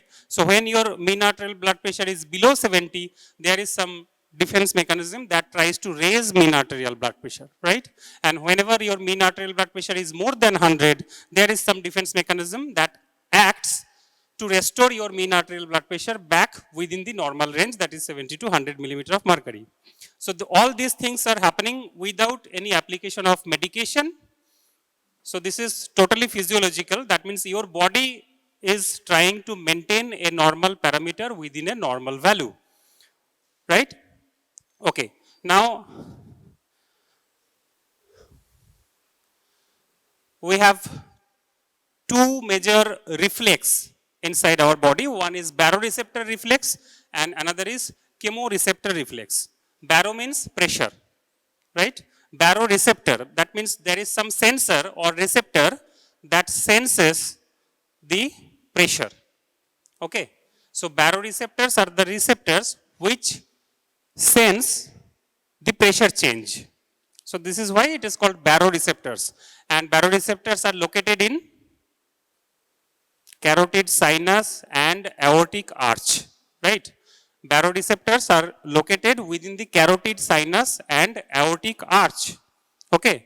Carotid sinus and aortic arch. These are two locations where baroreceptors are located, okay? So this is very frequently, commonly asked in during viva examination or oral practical, right? So location of baroreceptors. Location of baroreceptors are carotid sinus and aortic arch. You repeat after myself. Carotid sinus and aortic arch, baroreceptors, right? So the receptors that sense pressure. Now the receptors that sense the chemical changes in blood. That means partial pressure of oxygen, partial pressure of carbon dioxide and H+. Okay, so these are called chemoreceptors which senses the arterial blood gas, right? H+, PCO2, that is partial pressure of carbon dioxide, and PO2, that is partial pressure of oxygen. So there are some receptors as well that senses the chemical changes in blood. So we call it chemoreceptors. So all these receptors are located in and around the heart within the cardiovascular system, right? Baroreceptors are located within carotid sinus and aortic arch, and chemoreceptors are located within the carotid body and aortic body, okay? So carotid body and aortic body for chemoreceptors, carotid sinus and aortic arch for baroreceptors. Very frequently asked question, and many a times this question has been asked in NEET post-graduation, NEET PG, okay? In future which will be called next PG, okay? So how does that happen, okay?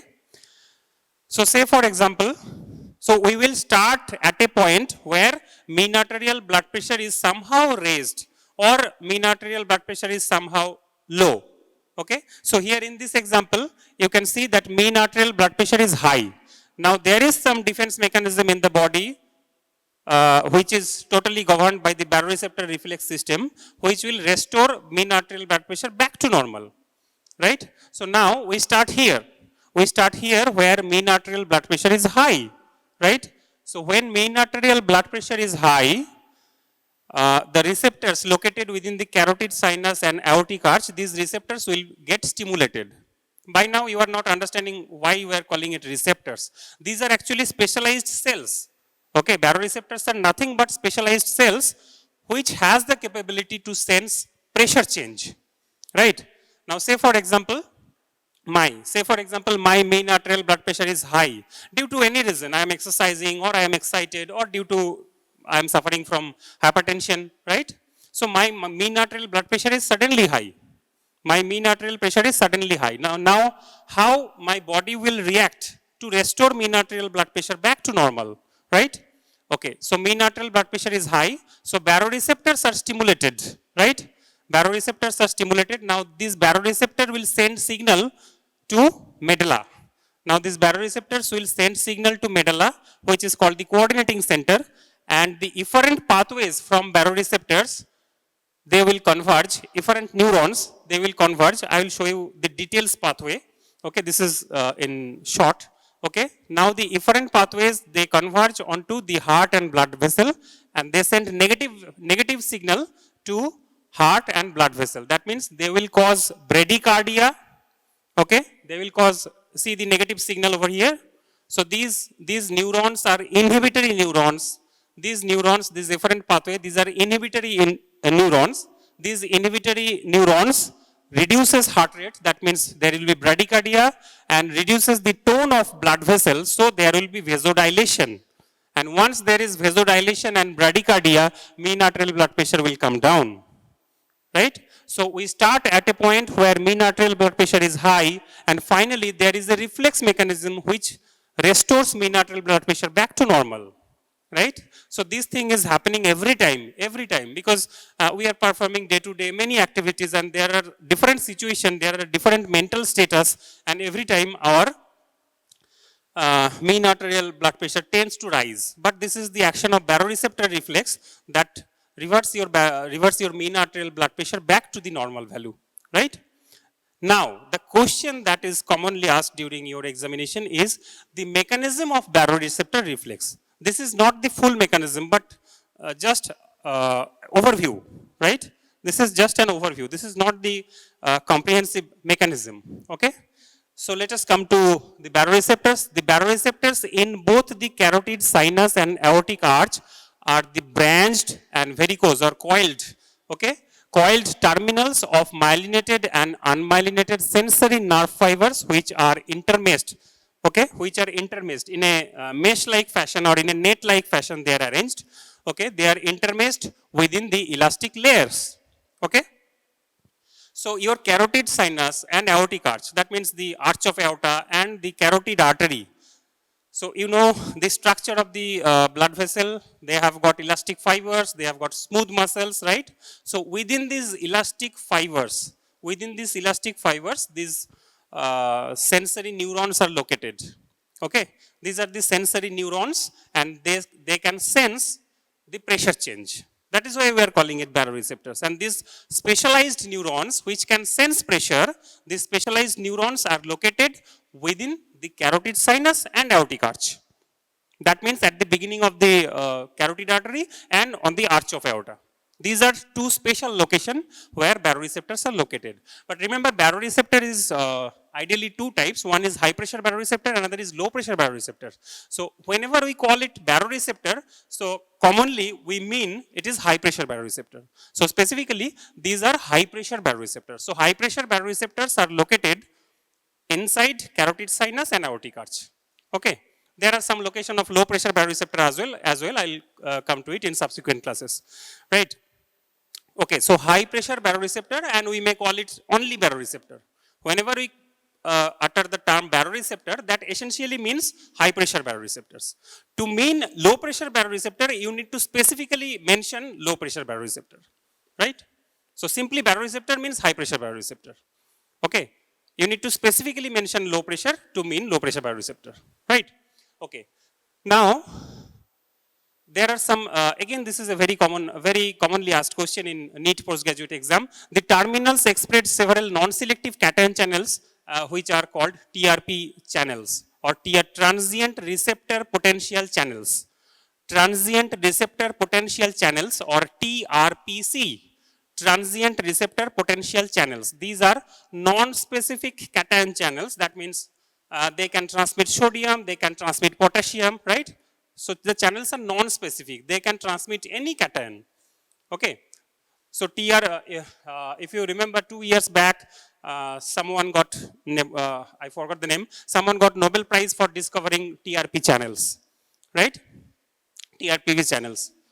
So transient temperature sensing. So that is a different kind of TRP channel, but belongs to the same family TRP, transient receptor potential channel. So here these TRP channels are involved in pressure sensing, right?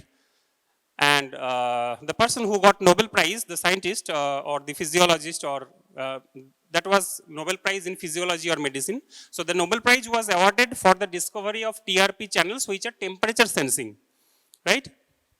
So subsequently in sensory system examination or sensory system, you will get to know the variety of TRP channels. Okay, so there are lots of variety of TRP channels. You don't need to know the details classification, only few things, right? Okay, so inside the baroreceptors, that means inside those neurons, these specific these non-specific cation channels are located, which are called TRP channels. Okay. Now the carotid sinus, it is a distensible portion, carotid sinus, it is a distensible portion of the wall of internal carotid artery located just above the branching of common carotid artery into external carotid and internal carotid, right? So remember, carotid sinus is located at the internal carotid artery, at the beginning of internal carotid artery, just above the bifurcation from common carotid artery into external and internal carotid artery, right? So this is the location of your, I can share the PPT, no need to write, okay. So the carotid sinus baroreceptor, it is located at the internal carotid artery, right? The arterial wall of the carotid sinus, thin lamella of elastic fibers, but very little collagen or smooth muscle. Okay, now the another is aortic arch. Aortic arch, it is also a highly distensible area in the arch of aorta, right? Okay, these things you will not understand in PG level. Okay, so I'm coming to pressure versus stretch. Okay, coming to pressure versus stretch. So the term baroreceptor, that means it can sense pressure, right? That means it can sense pressure. So one physiologist or scientist, you can say, during the early discovery period of these baroreceptors, so he did something new. He had dissected a dog, right? He had dissected a dog, and in the carotid artery or the aortic arch, right? In the carotid artery and the arch of aorta, he had applied plaster cast. Okay, he had applied plaster cast. Okay, in a living animal, right? So he had just dissected quite well inside the neck. The dog was anesthetized, definitely anesthetized. Now, the carotid artery and the arch of aorta, they were covered in plaster cast, right? They were covered in plaster cast, and artificially he injected the dog with some vasopressor agent that will raise mean arterial pressure. Okay, maybe not adrenaline. So one vasopressor agent was injected into that animal so that blood pressure rises, right? Now the finding was that baroreceptors were not working. Okay, even if there was pressure increase, the baroreceptors were not working, and the baroreceptors were not reverting back the blood pressure to normal level, right? So the thing is, ultimately, it was found that this, even if we are call it baroreceptor, it is a misnomer. Those specific receptors are basically stretch receptors. So once you apply the plaster cast over artery, the artery cannot expand, okay, with pressure. with change in pressure, the arterial wall cannot expand. As you have applied plaster cast, which is a rigid structure, which prevents the expansion of the arterial wall, right? Now, once you remove the plaster cast, again baroreceptor starts working. That means you need to allow the blood vessel to stretch. You need to allow the carotid artery, or you need to allow the arch of aorta to stretch. Then only baroreceptors will work, right? So these are basically stretch receptors and not baroreceptors. Even if we are calling it baroreceptor, it is a misnomer. These are basically stretch receptor. It can sense stretch and not the pressure, right? Clear, everyone? Okay. Now, this stretch sensing neurons, what happens when there is stretch? There are some mechanosensitive cation channels opens up. Okay, mechanosensitive cation channels open up, and those cations enters into the cell, and as a result, there is firing of action potential. Right? So this is how the action potential is generated, and it is transmitted to medulla, right? Okay. So this is pressure versus stretch. Again, you see only one thing you need to remember from this diagram. It is also quite difficult. So you see, as we increase the pressure from this blue line to red line, right? Blue line to red line, and suddenly increase this much. This is static and this is dynamic. So you see that during the dynamic period, the firing is more, right? So actually, the baroreceptors or stretch receptor, whatever you call it, they are sensing the change in pressure. They are basically more sensitive to change in pressure than static increase in pressure, right? So that means, if I increase pressure gradually or if I decrease pressure gradually, so that means pressure is changing. So baroreceptors are more sensitive to this change in pressure, but they are also sensitive to increased pressure, but that is quite less. So say for example, mean arterial blood pressure is 70. Mean arterial blood pressure is 70. Now I am increasing baroreceptor, now I am increasing pressure, increasing mean arterial pressure 70 to 75, static, I am increasing 75, 80, gradually I am increasing. Okay, now the baroreceptor firing will be more. In comparison to, from 70, I am suddenly increasing it to 80 and keep it fixed at 80, right? So baroreceptors are more sensitive to change in pressure than a static increase in pressure, okay? If we gradually keep on changing from 70 to 71, 72, 73, gradually I move to 80, the baroreceptors are more sensitive and they will fire more, right? But if I, from 70, suddenly I am increasing it to 80 and keep it fixed there, okay? Then also baroreceptor fires, but at a less frequency, okay? So the baroreceptors are more sensitive to dynamic changes than static changes, right?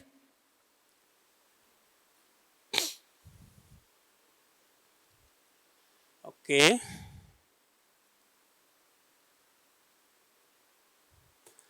Okay, this picture is quite difficult, but you must remember, and it is also given in your book, right? So I don't know whether it is visible to you or not. It might not be visible, I guess. Okay. So see, I will start again the mechanism in details. So this is the question for you. This is actually the question for you, right? The mechanism in details, how baroreceptors act. So the neuronal connection, the network of neuron that are involved in the complete baroreceptor reflex. Okay. Reflex means there is some sensor, someone will sense the change and it will send signal to the higher center and the higher center will take action. So this is a complete reflex, right? So just like any other reflex. So a mosquito bites on your skin. So there is a sensory neuron that sends signal to your brain and you take action. So this is a complete reflex, right? So this is how baroreceptor reflex is also a reflex. So someone will sense that blood pressure has increased. Someone will sense that blood pressure has increased. Okay, who is that someone? Baroreceptor, It will sense that blood pressure has increased. Now baroreceptor will send signal to central command, right? Brain. Okay, here medulla, right? Baroreceptor will send signal to medulla. Now medulla will take action. Okay, medulla will take action. That means it will try to reduce your blood pressure, right? So understand the complete reflex and the neuronal network. Okay, so you need to remember the center, you need to remember the sensory neuron, and you need to remember sensory neuron means afferent neuron and the efferent neuron or the motor neuron, right? Okay, so we start from here again. Mean arterial blood pressure has been increased. Okay, now somehow you need to decrease mean arterial blood pressure, right? You need to send the signal that mean arterial blood pressure has increased, and the center will take action. It will reduce mean arterial blood pressure. Okay, so mean arterial blood pressure has increased. Firing of baroreceptors. There will be generation of action potential in the baroreceptors. Now from baroreceptor there is a connection to medulla. Your examiner will ask you what neuron, what connection, right? So baroreceptor here in my heart, right? It will send signal to my medulla. So there is a neuronal connection. Which neuron? This is the question, right? So the neuron is from the carotid sinus, you have sinus nerve. From the carotid sinus, we have sinus nerve, which is the branch of glossopharyngeal nerve, which is the branch of glossopharyngeal nerve. Again, you will dissect during your head neck anatomy, right? So from baroreceptor, a branch of glossopharyngeal nerve called sinus nerve, okay? And from aortic arch, another branch of vagus called depressor branch of vagus, okay? So these are two neurons. One is sinus nerve, which is the branch of glossopharyngeal. Another is a depressor branch of vagus, which sends signal to medulla, okay? Which sends signal to medulla. These are basically long neurons, okay? These are basically long neurons, one neuron only. Very long, one neuron only. There is no synapse, no junction. Okay, so starting from your baroreceptor, starting from your carotid sinus, starting from your aortic arch, two neurons, one is branch of glossopharyngeal, another is branch of vagus, right? 9 and 10. Okay? So this neuron reaches one specific area in the medulla called NTS. What is NTS? You know? Nucleus tactus solitarius. Nucleus tactus solitarius. Okay? Nucleus tactus solitarius, which is located inside the medulla. Okay? So mean arterial blood pressure is high. Baroreceptors are stimulated. From baroreceptor, two nerves. One is branch of vagus, another is branch of glossopharyngeal, send signal to medulla, a specific region in the medulla, which is nucleus tactus solitarius. Right? Okay, so this one is nucleus tactus solitarius. Now from nucleus tactus solitarius, there is a connection within the medulla. Within the medulla, we have two important center. One is vasomotor center and another is cardioacceleratory center and another is cardioinhibitory center. Okay? In the medulla, these centers are basically nucleus, collection of cell bodies. Okay? So you might not be understanding what is center. Okay, vasomotor center. Location is inside the medulla. It is a collection of cell bodies of neuron. It is a collection of cell bodies of neurons, right? So from nucleus tactus solitarius, there are some inhibitory interneurons that converge into vasomotor center. Okay? So this is NTS. From NTS, we have inhibitory interneurons. See the negative sign? We have the inhibitory interneurons that converge in the vasomotor center. Vasomotor center is anatomically rostral ventrolateral medulla. Again, as you have not done head neck dissection or you have not studied head neck, it might be boring to you. But right now, please remember, but because this is a question, very important question, right? Everywhere you will be asked such questions. Okay. Now these inhibitory interneurons will converge to vasomotor center. From vasomotor center, this sympathetic nerve will converge into blood vessel and adrenal medulla. Okay. I will send you the neuronal circuit. If I just show you the circuit, you will not find any interest. Okay, so once first time you need to remember. First time you need to see the diagram and you need to remember. Now once you are able to remember, you will find interest in it, right? In physiology, there are very less things to remember. Just in comparison to anatomy, there are lots of things to remember. Always you need to memorize, memorize, memorize and memorize. So anatomy is everything you memorize, okay, less concept. But physiology is everything concept, but there are little areas where you need to remember. Once you remember, it will be interesting for you, right? Because you will be able to correlate things. You will be able to explain. You will be able to explain how a drug works. Okay, once you are able to remember this diagram, that how your blood pressure is regulated, you will be able to explain the effect of drugs. Then only you will find interest in it. Okay, you will be able to explain some events. Okay, you will be able to explain some physiological event. You will be able to explain a patient of hypertension. Sometimes his blood pressure is falling, sometimes increasing. So you will be able to explain all those events. Then only you will find interest, right? Right now, if I just read it out, this is this neuron, this is this neuron, this is a branch of this, it connects to this. Absolutely boring, right? So I am not repeating it. I will share you with the diagram. You just remember the diagram first. Okay, without any understanding, just remember. Okay, then you try to understand, right? Okay, so this is the connection.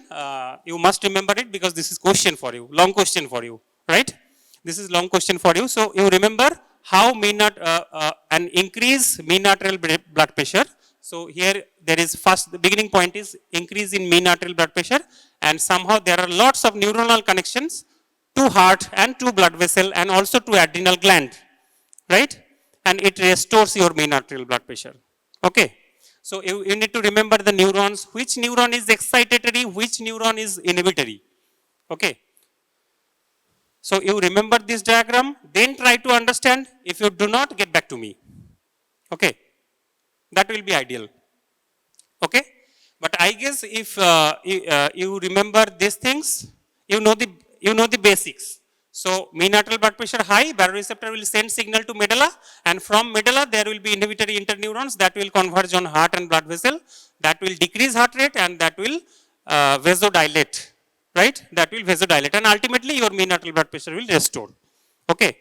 So this is the overview diagram, and if I split and complete the neuronal connection, you get this diagram, right? So this diagram is nothing but the expansion of the previous one. Okay. Here there are more details of the neurons, which neurons are excitatory, which neurons are secreting acetylcholine, which neurons are secreting, norepinephrine. So every details is depicted over here, and you need to remember that. Okay. Once you complete your head neck dissection, once you study thorax in anatomy, everything will be easier for you, right? But at the beginning, you need to remember a few points. Okay. So our next control system of our mean arterial pressure is the chemoreceptors. Okay, as the name suggests, baroreceptor, as the name suggests, it is sensing pressure. Okay, but actually it is sensing stretch. I have explained, right? Now we are focused on chemoreceptors. So chemoreceptors are the receptors which senses the chemical composition of your blood. Not all the chemical composition, mainly oxygen, partial pressure of oxygen, partial pressure of carbon dioxide, and H+. That means pH. Okay, so chemoreceptors are sensitive to chemical changes in your blood. Okay, we are more concerned in, say for example, in a patient of ICU. Okay, so what are the parameters that we commonly monitor in a patient inside ICU? The partial pressure of oxygen, the saturation, the oxygen saturation, which again depends on the partial pressure of oxygen, right?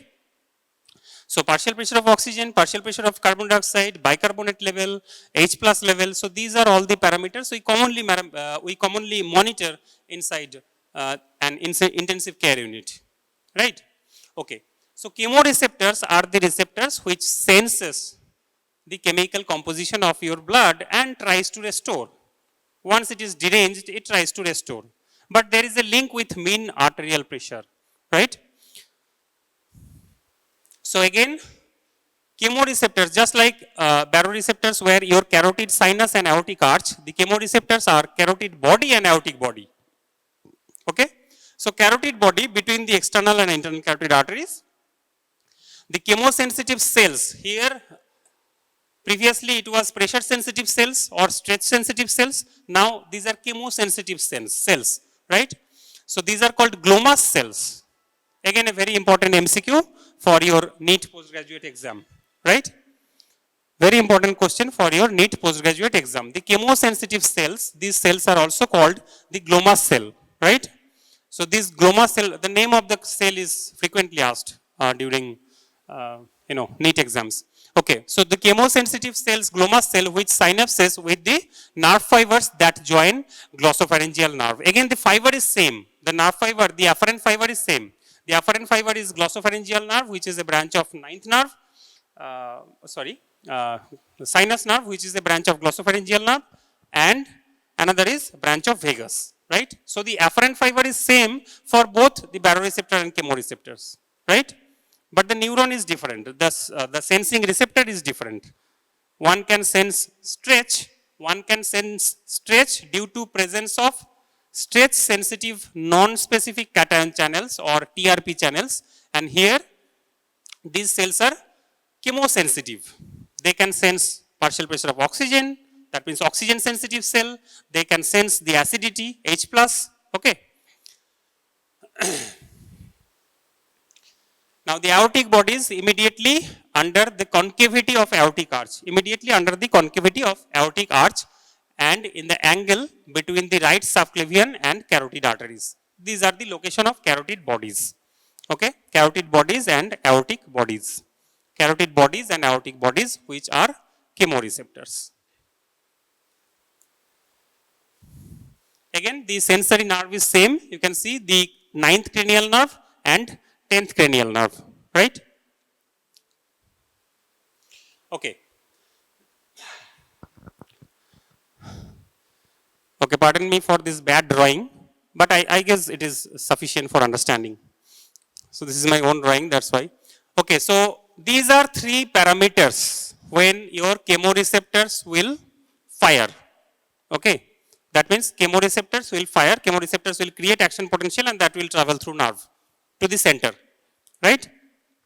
Okay. Now as baroreceptors are sensitive to mean arterial pressure, okay. Baroreceptors are sensitive to mean arterial pressure. So mean arterial pressure is the parameter which is used in baroreceptor reflex. Now what parameter can stimulate chemoreceptors? These parameters are hypoxemia, hypercapnia, and acidosis. Okay. So now you need to differentiate between terms. What is hypoxia and what is hypoxemia? What is hypoxia? Hypoxia is defined as deficiency of oxygen at tissue level. Okay, deficiency of oxygen at the level of tissue. You have heard hypoxia many a times while dealing with the patients of COVID, that all the patients were suffering from hypoxia and we were giving oxygen and all those things, right? So hypoxia is deficiency of oxygen at the tissue level, right? Now you should differentiate it with another term, that is hypoxemia, right? So what is hypoxemia? Hypoxemia is another term which is defined as deficiency of oxygen, or you can say reduced partial pressure of oxygen in blood. Okay. So reduced partial pressure of oxygen in blood. Do you know how oxygen travels in blood? How oxygen is transported in blood? 2 forms. One is dissolved oxygen. Okay. One is dissolved oxygen, the oxygen which is dissolved in plasma, blood, right? And another is oxygen which is bound to hemoglobin, right? Another is oxygen which is bound to hemoglobin. Now this dissolved oxygen is responsible for partial pressure of oxygen. Okay. Again, one thing depends on another. The more is the partial pressure of oxygen, the more will be the bound form of oxygen with hemoglobin, right? Okay, anyway, so here decrease in partial pressure of oxygen. Your chemoreceptors are sensitive to decrease in partial pressure of oxygen. So that means your chemoreceptors are sensitive to hypoxemia, not hypoxia. ठीक है? Okay. So chemoreceptors are sensitive to decreased partial pressure of oxygen, that means hypoxia, and also increased in partial pressure of carbon dioxide, that is hypercapnia. Okay, hypercapnia is defined as increased partial pressure of carbon dioxide in arterial blood. You need to add that in arterial blood, it is not venous blood.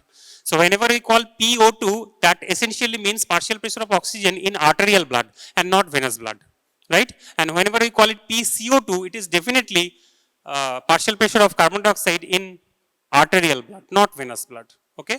To mean venous blood, we separately call it PVCO2, that is partial pressure of carbon dioxide inside venous blood, okay? So if there is decrease in partial pressure of oxygen in arterial blood, or there is increase in partial pressure of carbon dioxide in arterial blood, or there is decrease in pH of blood. How much is the pH in blood? 7.4, right? Okay, 7.4 is the normal pH of blood. So once there is decrease in pH, that means acidosis. Okay. So hypoxemia, hypercapnia, and acidosis, they can stimulate chemoreceptors located in carotid body and aortic body, right? Okay, now remember, chemoreceptors are located not only inside carotid body and aortic body, so there are some central location of chemoreceptors as well. Inside the medulla also you have chemoreceptors. We call it central chemoreceptors. We call it central chemoreceptors. That means chemosensitive cells are also located within the medulla. Okay, and the chemoreceptors which are located in the carotid body and aortic body, we call it peripheral chemoreceptors. So chemoreceptors are of two types. One is central chemoreceptors, another is peripheral chemoreceptors. And once these chemoreceptors are stimulated due to any of the following changes, hypoxia, hypoxemia, hypercapnia, acidosis, anything can stimulate your peripheral or central chemoreceptors, right? Now, once your peripheral and central chemoreceptors are stimulated, what will happen? They will send signal to vasomotor center and cardio inhibitory area in your medulla, right? So see this. So there is some change, chemical composition in blood. Central and peripheral chemoreceptors are stimulated, and from central and peripheral chemoreceptors, neurons will converge to vasomotor center. So as the neurons are converging to vasomotor center, there will be vasoconstriction. And as the neurons are converging to cardio inhibitory area, there will be bradycardia, right? That means heart rate will fall, okay? So once chemoreceptors are stimulated, there will be two things, vasoconstriction and bradycardia, right? But another thing is happening parallelly at the same time. Once your central and peripheral chemoreceptors are stimulated, the patients hyperventilate. Okay. You will see when you will start your ward duty or ICU duties, you will see that patients of acidosis, they hyperventilate. Okay. If you see a patient of diabetic ketoacidosis, say for example, okay, in diabetes, there is a complication called DKA, diabetic ketoacidosis. Okay. Ketone bodies are formed in blood. So that is an emergency situation. You need to manage that the patient immediately. So what happens with those patients? These patients hyperventilate in this way, right? So patients hyperventilates. So alveolar ventilation will rise. Okay, alveolar ventilation will rise, and as a result of increased hyperventilation, these pulmonary stretch receptors will be stimulated. In lungs, we have also stretch receptors. Okay. In lungs also we have some stretch receptors. Those are called pulmonary stretch receptors inside the alveolus. Now these pulmonary stretch receptors, once stimulated, they will send negative signal to vasomotor center and cardio inhibitory area. So you see, once your chemoreceptors are stimulated, directly chemoreceptors can cause chemoreceptors can cause stimulation of vasomotor center and cardio inhibitory area, but there is an indirect pathway. So this is direct pathway and this one is indirect pathway. This is direct pathway and this one is indirect pathway. So in the direct pathway, chemoreceptors can stimulate vasomotor center and cardio inhibitory area. As a result, we have vasoconstriction and bradycardia.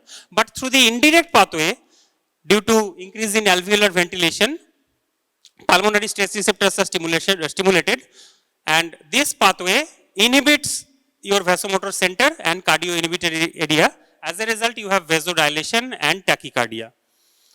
So one pathway, there is a tussle, right? There is a tussle and there is a conflict, okay? So chemoreceptor is stimulated in your body and there is a conflict in the pathways. So direct pathway wants vasoconstriction and bradycardia, and indirect pathway wants vasodilation and tachycardia, right? And in this tussle, in this fight, ultimately the final outcome or the combined effect is tachycardia and vasoconstriction. Okay? Tachycardia and vasoconstriction. So, tachycardia and vasoconstriction. So, as a result of tachycardia and vasoconstriction, your mean arterial pressure rises. Right? So, this is the final effect. This is the final effect. Tachycardia and vasoconstriction. Right? Okay. So once chemoreceptors are stimulated, once the patient is suffering from acidosis or hypoxia, immediately you will see that there will be bradycardia, heart rate is slow immediately. But if you wait for few minutes, within half an hour, you will see the different thing. You will see tachycardia and vasoconstriction, right? So this is the mechanism how chemoreceptor causes vasoconstriction and tachycardia and ultimately raises mean arterial pressure, right? So these two things are immediate control of mean arterial pressure. This baroreceptor reflex and chemoreceptor reflex, you can call it the immediate control of mean arterial pressure or short-term control of mean arterial pressure. So if your question comes, a long question comes, regulation of mean arterial blood pressure. Give me the mechanism of mean arterial blood pressure regulation, right? So you need to divide it in two. One is short-term control of mean arterial blood pressure, another is long-term control, long-term to intermediate to long-term control of mean arterial blood pressure. Okay, under short-term control or immediate control, you need to explain baroreceptor reflex, you need to explain chemoreceptor reflex. Okay, now we are moving to long-term control, correct? তাহলে বুঝতে পেরেছো কোশ্চেনের অ্যান্সারটা কিভাবে লিখতে হবে? So the question is regulation of mean arterial blood pressure. This is your question, right?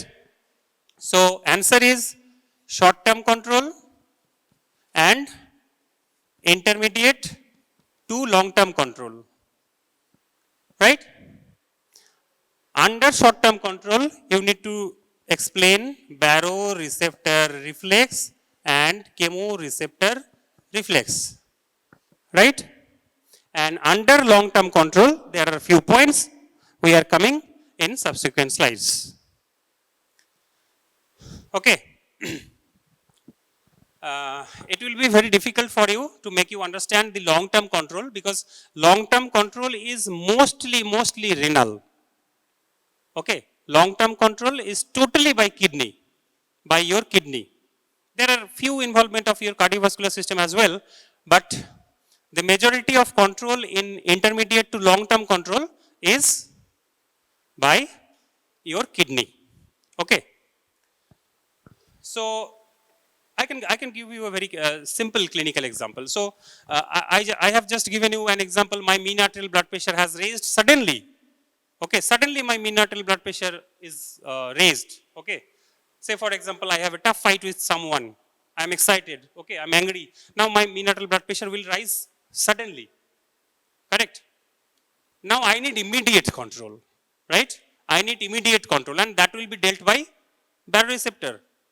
Okay, that will be dealt by baroreceptor. Now, someone is suffering long-standing hypertension.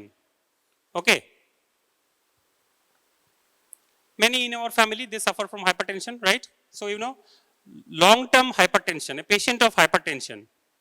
So, their control system will be mostly long-term by your kidney, right?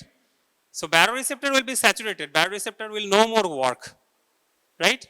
Baroreceptor will be set at a different point.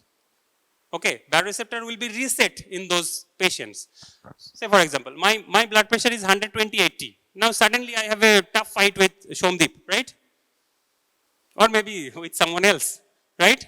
Now my mean arterial blood pressure is suddenly 160/90. My baroreceptor will act, most likely. Now say for example, I am a patient of 60 years old age, my blood vessels are sclerosed and I am suffering from high blood pressure, and throughout my blood pressure is 160/90. Anytime my blood pressure is more than 160 or more than 90, right? So I am a patient of long-standing hypertension. My baroreceptor will not work. They are reset at a different point. Now my baroreceptors are understanding that 160/90 is normal. Okay, so the baroreceptor are reset. So here comes the question of long-term control. So now my kidney can work and may not be successful, but my kidney may try. Also, to some extent, my cardiovascular system can try to restore my blood pressure to normal level. So that is intermediate to long-term control. So you cannot expect the immediate control in a long-standing hypertension whose mean arterial blood pressure is throughout high, right? Constantly high. But if my blood pressure rises suddenly, my baroreceptor will work within seconds, and baroreceptor action is within seconds. Okay, within seconds you can get the result, right? Baroreceptor reflex. But for intermediate to long-term control, days to months. Okay, days to months long-term control. Split question. Nowadays the pattern is split question. Even if the total question carries 15 marks, it will be 5 plus 4 plus 3 plus 2 plus 1 plus something like that, right? So essay type question is quite obsolete nowadays. Okay, so starting from my MBBS days, the essay type questions were moving away, right? So now totally you write only short questions. Even if the total question marks is 15 or 10, there will be splits, right? So regulation of blood pressure, maximum you can expect 7 or 8, maximum you can expect. Or there might be a specific question, give me this short-term control of blood pressure. Okay, or the question might be, give me your intermediate to long-term control of blood pressure. So your question might be split as well, only 3 or 4 marks or 5 marks as maybe, right? Okay, now we are moving to intermediate to long term. Under intermediate to long term, if you are able to remember, you must remember this is very essential. So what are the substances, what are the hormonal agent you can say, or neurohormone you can say. Okay, so what are the hormonal agents or what are the neurohormones that increase your blood pressure, and what are the substances that decrease your blood pressure? So right now I say just remember. Gradually you will be able to understand the mechanism of action of all those things, and things will be interesting. Okay, so vasoconstricted substances are epinephrine via alpha receptor. Okay, remember epinephrine has dual action. It might be vasoconstrictor, it might be vasodilator, but once epinephrine is acting through alpha receptor, it is vasoconstrictor. Okay. Okay, now serotonin, angiotensin 2, ET is endothelin, AVP arginine vasopressin, which is again called ADH, antidiuretic hormone, right? So these are all vasoconstrictor substances. And vasodilator substances, when epinephrine acts, E is epinephrine when acts through beta 2 receptor, it is a vasodilator. So I said epinephrine has got dual action, depends on which receptors are predominant in which organ. Okay. Now vasodilator, another is NO, nitric oxide. Nitric oxide, is a major vasodilator substance. Nitric oxide, then HIST is histamine, ANP is atrial natriuretic peptide. ANP is atrial natriuretic peptide, then bradykinin, prostaglandin E2, prostaglandin I2. These are all substances which are vasodilator. Okay, that means they will reduce blood pressure. Vasoconstrictor, they will increase mean arterial blood pressure. As the blood vessels are narrowed down, definitely mean arterial blood pressure is going to rise, right? And what are the vasodilator substances that will decrease your mean arterial blood pressure? Nitric oxide, epinephrine via beta 2 receptors, then your histamine, atrial natriuretic peptide, bradykinin, right? So these are all vasodilator, right? So remember a list of vasoconstrictor substance and list of vasodilator substances, right?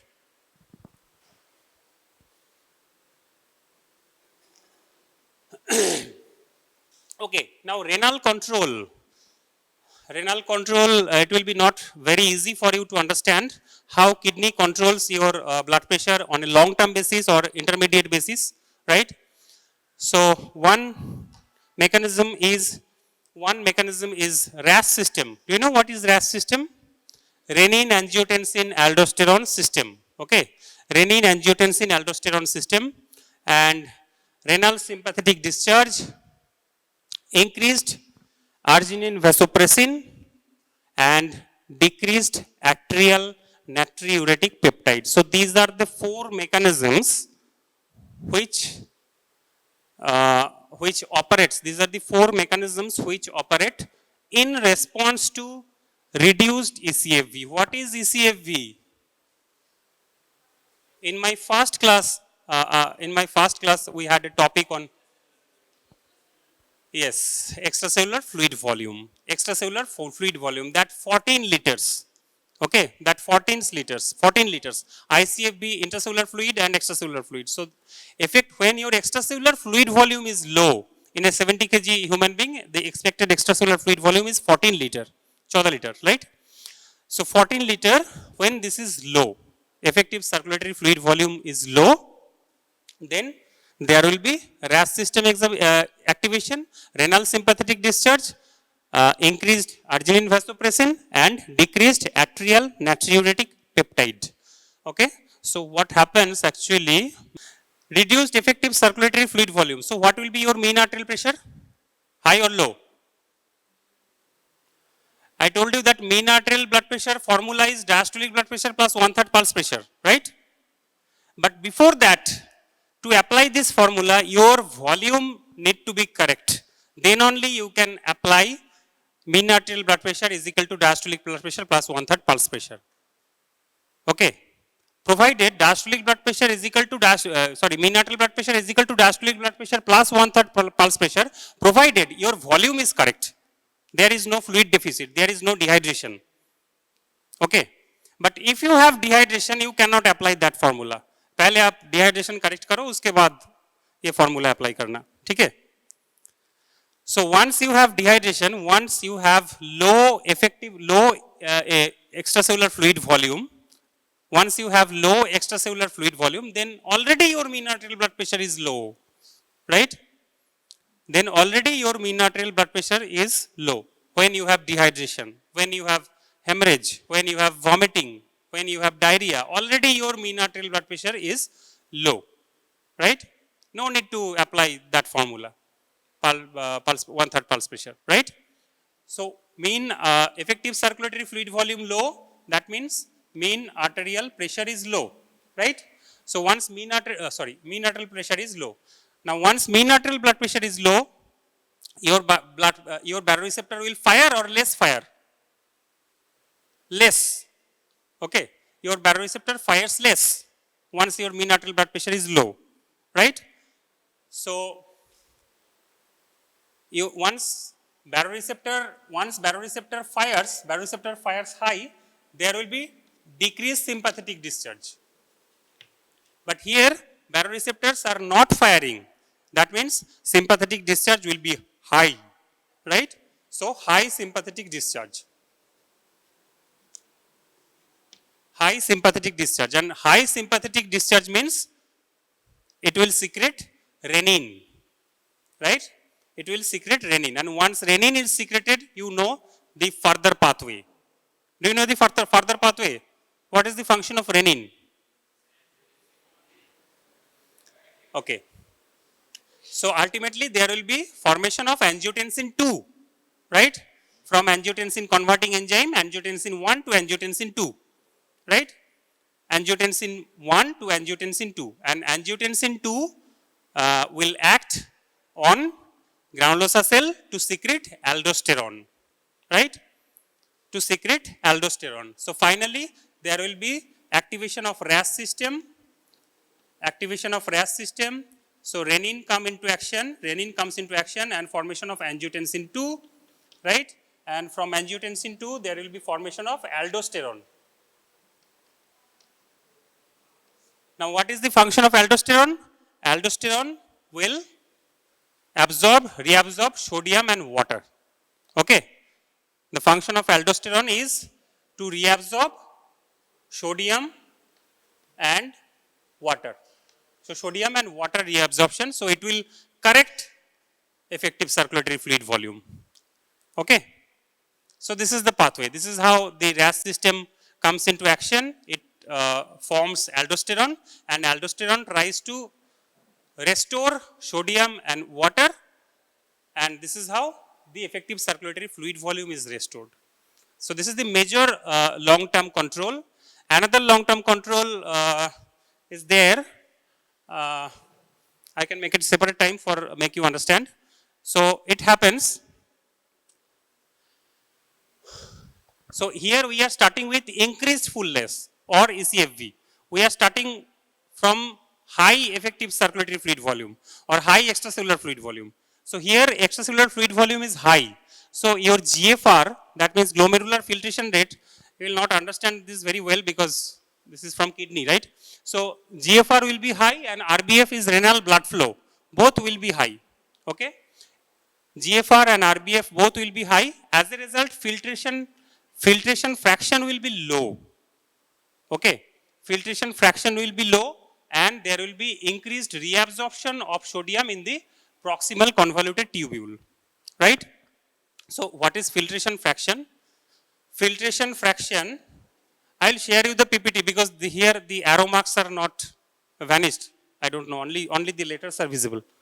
So filtration fraction is equal to GFR by RBF. Glomerular filtration rate by renal blood flow. Okay.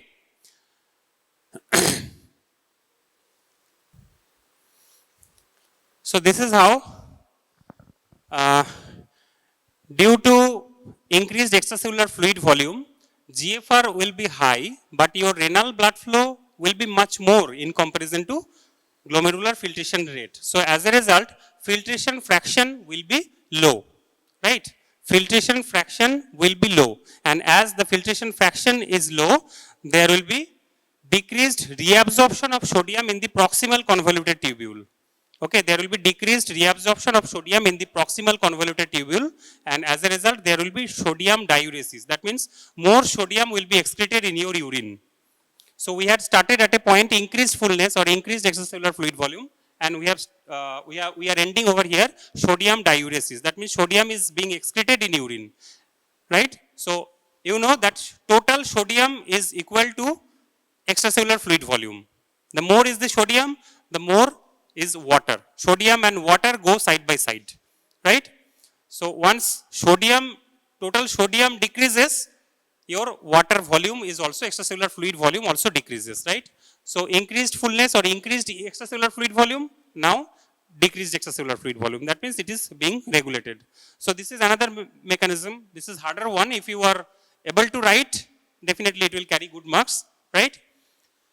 So one mechanism is RAS system. Another mechanism is through filtration fraction, and another mechanism is atrial natriuretic peptide.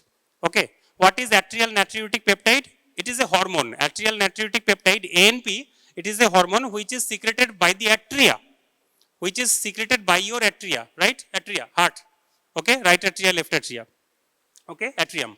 So atrial natriuretic peptide is secreted from atria when your atrial wall is stretched, right? So your extracellular fluid volume is high.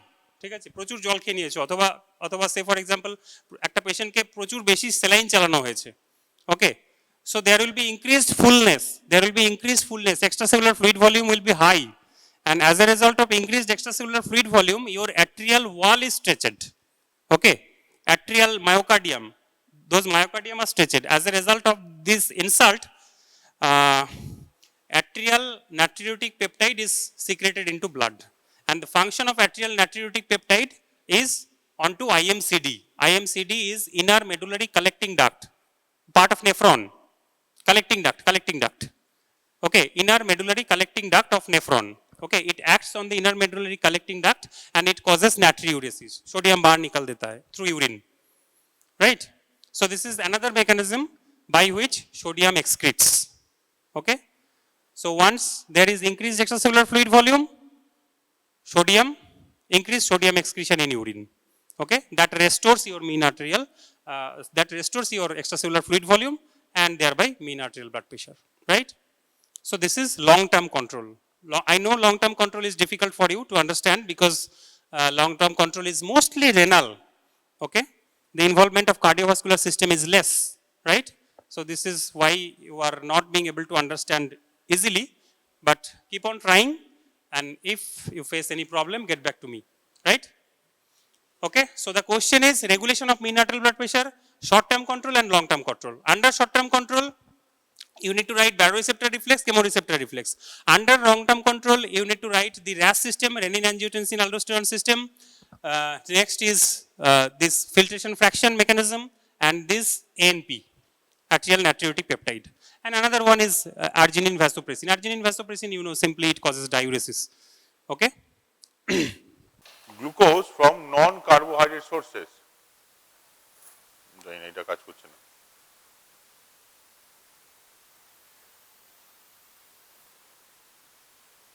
Non-carbohydrate sources. The non-carbohydrate sources bolte mostly we understand the glucogenic amino acids. The amino acid has got two parts, the nitrogenous part and non-nitrogenous backbone. The non-nitrogenous backbone part give rise to glucose in case of glucogenic amino acids.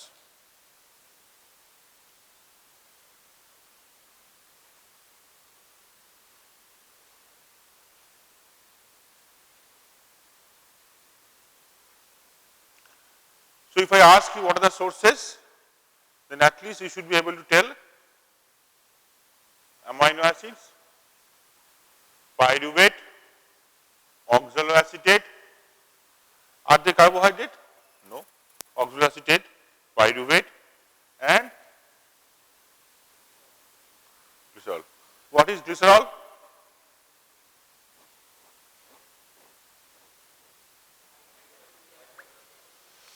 What is glycerol?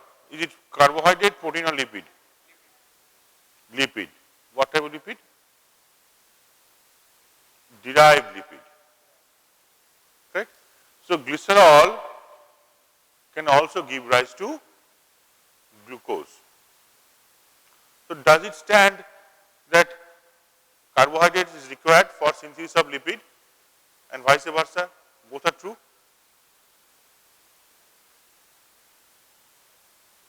No. If we see that triglyceride, when we break triglyceride, we get glycerol and fatty acids. The fatty acid will never give rise to glucose. The glycerol part is actually not lipid. Glycerol part is not lipid. It is derived from lipid, but actually it is not lipid. Glycerol does not mix with water, but it has got same Ri as that of the water. The major production of glycerol, the source of major production of glycerol in our nature, in our society or world is alcohol industry. Whatever alcohol we consume or we produce, that alcohol, major component of alcohol is glycerol. And that glycerol we cannot digest, that glycerol we cannot use, and it goes to nature, environment, and that gets collected in the water. Being heavier than water, it settles down at the bottom of the ocean. Okay? This is the fate of glycerol, overall glycerol. Now this glycerol can be used to produce glucose. We will see how. Very few. এটা কি হচ্ছে এটা?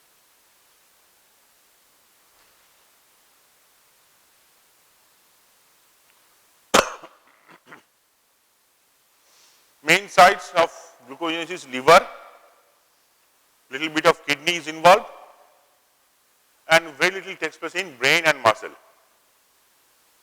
In liver and kidney it maintains blood glucose level. Now when do we need gluconeogenesis to take place? After 4 to 6 hours from last meal. by that time glycogen storage capacity of the liver is depleted, and then the blood glucose level is maintained by breakdown of protein and production of glucose from those amino acids.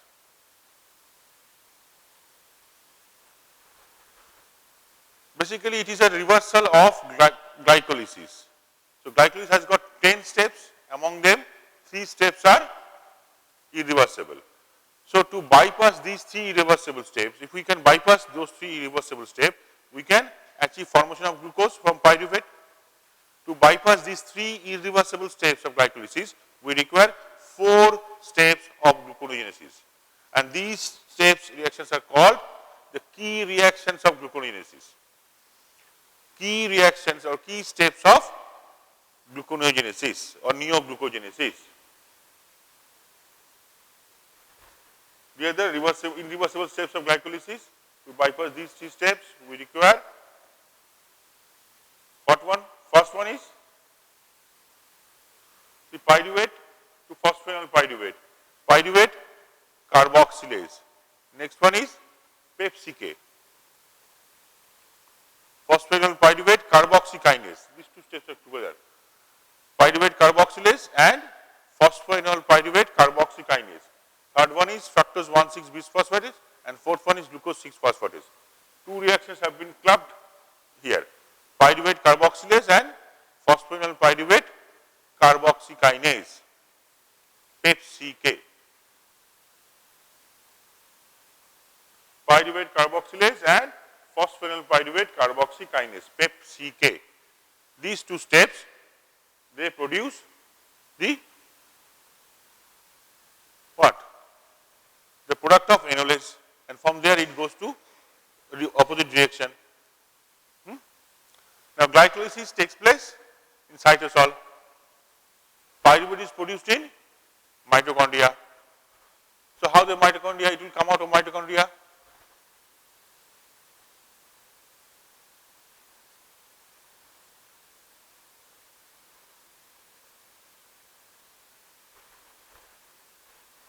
Correct? This is where we start. See, formation of oxaloate inside mitochondria.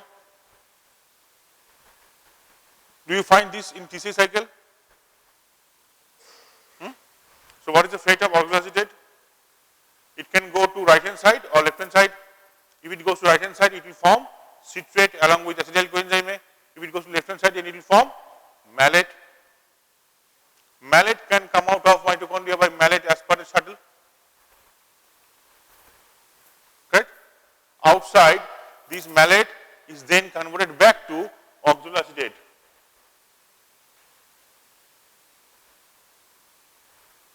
So, now we have 2 enzymes. This is what is the name of the enzyme? This enzyme? Malate dehydrogenase. So, they have 2 forms, mitochondrial and cytosolic. This is mitochondrial malate dehydrogenase, this is cytosolic malate dehydrogenase. Both are utilizing NADH, one is producing NAD plus, one is utilizing NAD to NADH. So, the energy conversion is null and void, no requirement of energy from outside. So, shuttle can sustain on its own. Then phosphoenol pyruvate carboxykinase enzyme acts on it to form this one.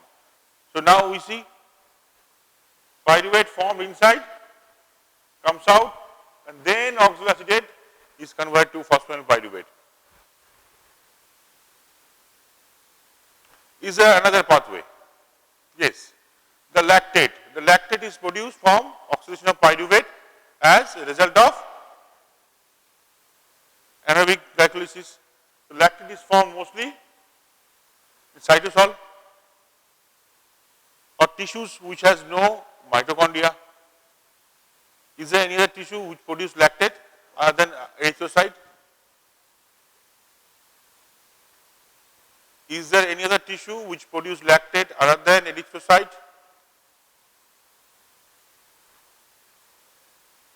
Yes?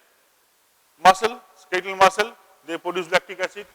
So, those lactic acid see, find their way through pyruvate to enter into glucose production cycle. Now, these two tissues are different. The lactate produced and lactase utilized are different.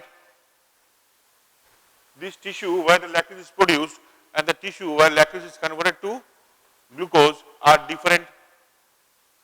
The lactate is produced in muscle and converted back to glucose in liver. The cycle which operates between these two is called Cori cycle.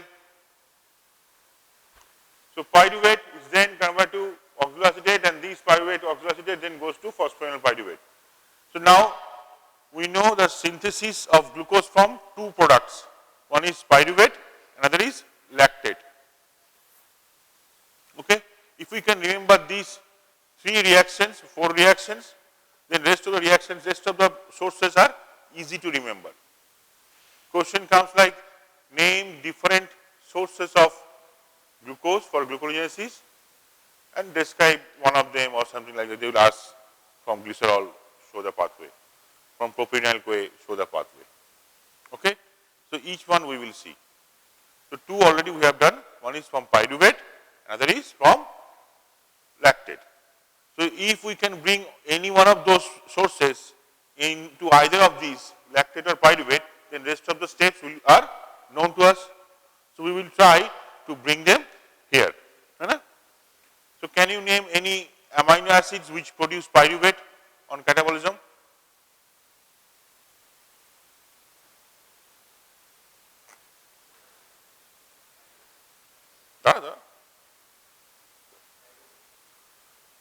Tyrosine না pyruvate তৈরি করে না বুঝবি না চেষ্টা কর আগের ক্লাসেই পড়িয়েছিলাম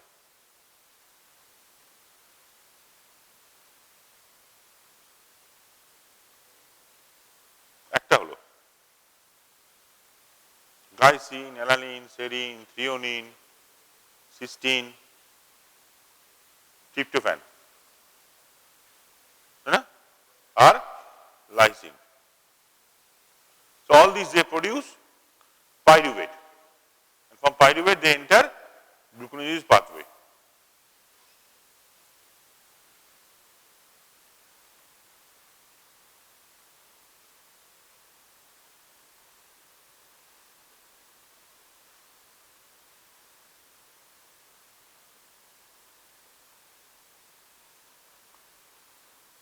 Next substance, production of glucose from glycerol.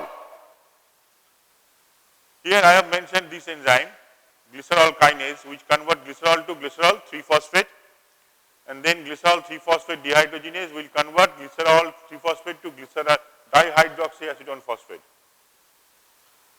Dihydroxyacetone phosphate is the product of 4th step of glycolysis. So, once dihydroxyacetone phosphate is produced, this can be converted back to glyceraldehyde 3-phosphate, and then they both can combine to form fructose 1,6-bisphosphate, and then last 2 enzymes of gluconeogenesis pathway, fructose 1,6-bisphosphatase and glucose 6-phosphatase will act on it. Correct? So, remember, muscle cannot produce glucose, it is always liver and to a small extent kidneys. So, glycerol to dihydroxyacetone phosphate, if you know rest of the pathway, you can chalk out on yourself. Only thing is to remember this enzyme and this enzyme, these are 2 new enzymes. Next sources, alanine. Alanine has taken as an example of end product of catabolism of many other amino acids. Okay. So, alanine is converted back to pyruvate, and this pyruvate goes for glucose synthesis. Alpha ketoglutarate by transamination can be producing glutamate, and this glutamate can again produce alpha ketoglutarate by, what is the name of this enzyme? glutamate dehydrogenase. Now, this particular enzyme, location wise, it is fixed, mitochondria of hepatocytes. Glutamate dehydrogenase. What is so special about this enzyme? What do you call this whole process together?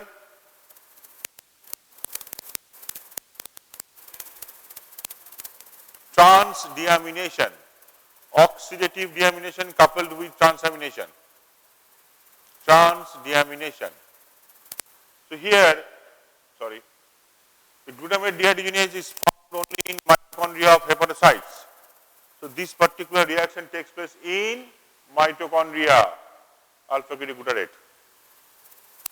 and then it is converted back to glutamate. Then it is again reverted back to alpha ketoglutarate, and by this process ammonia is released, which goes for production of urea. Correct?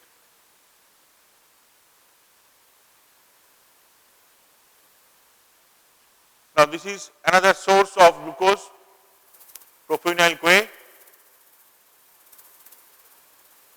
Propionyl CoA acted upon by propionyl carboxylase to form D-methyl malonyl CoA. Then it is converted to L-methyl malonyl CoA. Then it is converted to succinyl coenzyme A. Now this pathway is very, very crucial. There are many amino acids which give rise to propionyl CoA. Can you name one? The branch chain amino acids. So propionyl CoA can also be produced by the breakdown end product of beta oxidation of odd chain fatty acid.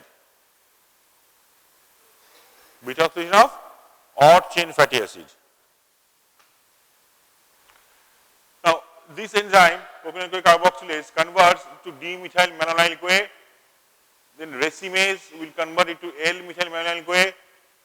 In some books it might have written S and R. In some books it might have written as S-methyl malonyl CoA and R-methyl malonyl CoA.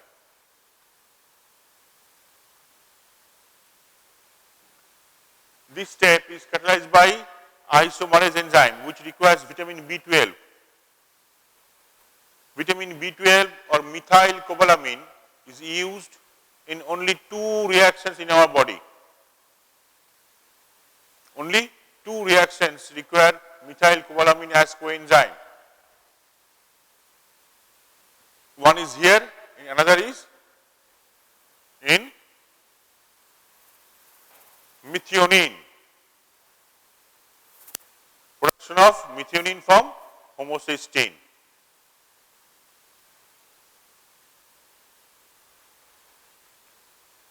Now this is the whole pathway and entry point of different sources in glycolytic pathway.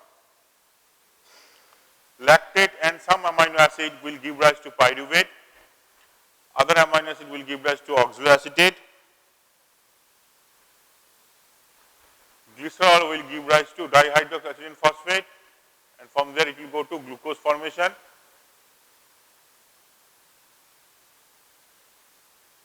Correct? Pyruvate to lactate.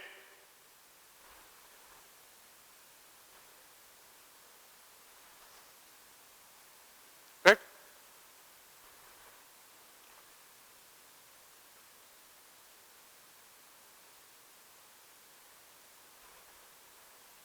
Fine?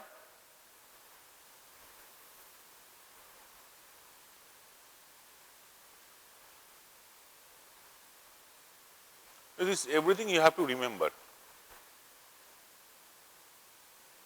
Each and every step you have to remember.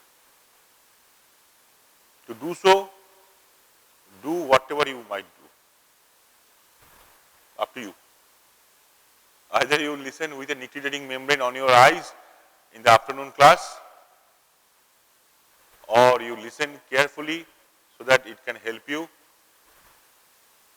to understand the subject. You have to remember it, memorize it, and you have to reproduce it during the examination. This you have to do.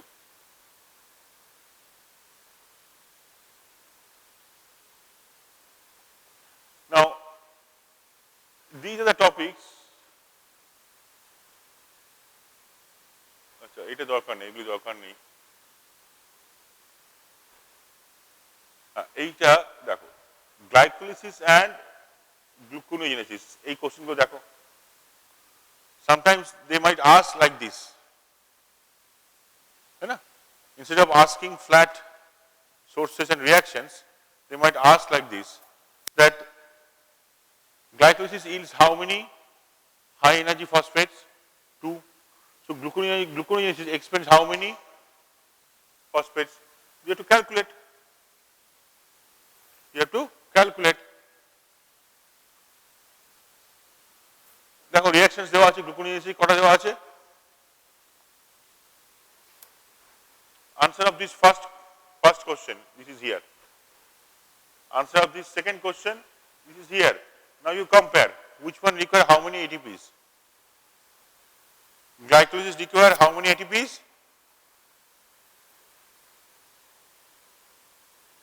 It produces 2 ATP, correct? And here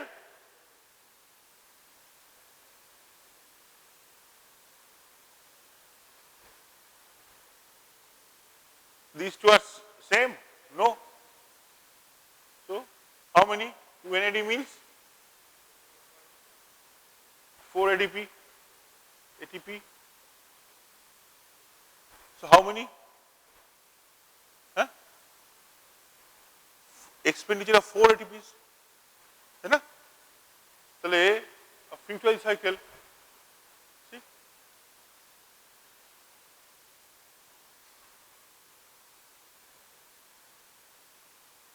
Glycolysis yields 2 ATPs. Gluconeogenesis spends 6 ATPs. Then how many ATPs lost? 4.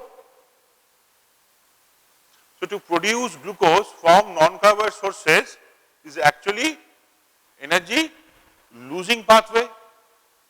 It does not help us to gain energy. Correct?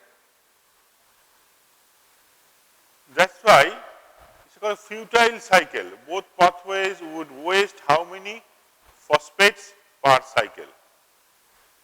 Futile cycle means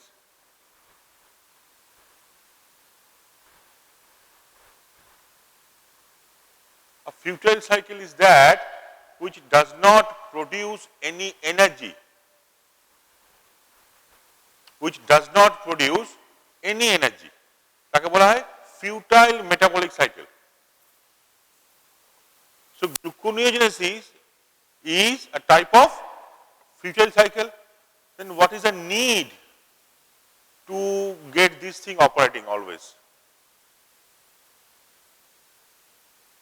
Every day gluconeogenesis is being taking place in our body.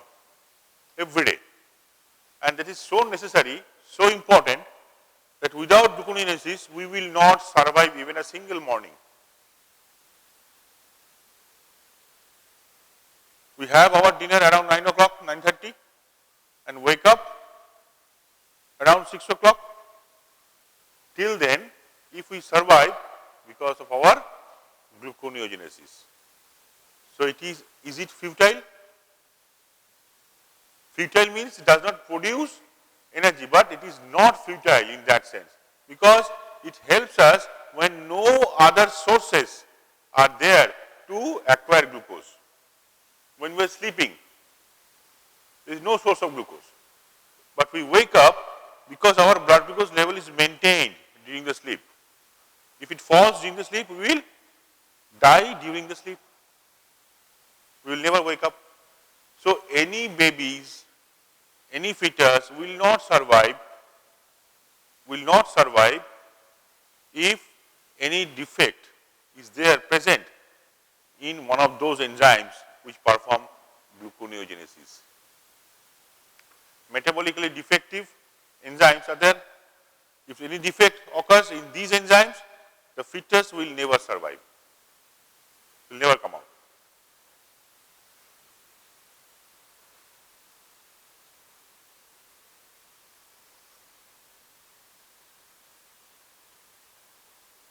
Now, the regulation part of gluconeogenesis and glycolysis. This is very, very difficult and very right class to explain, the afternoon class. You know? Afternoon class is very difficult for you to understand anything, but what we can do. You know? So, we have to remember, try to concentrate. Now,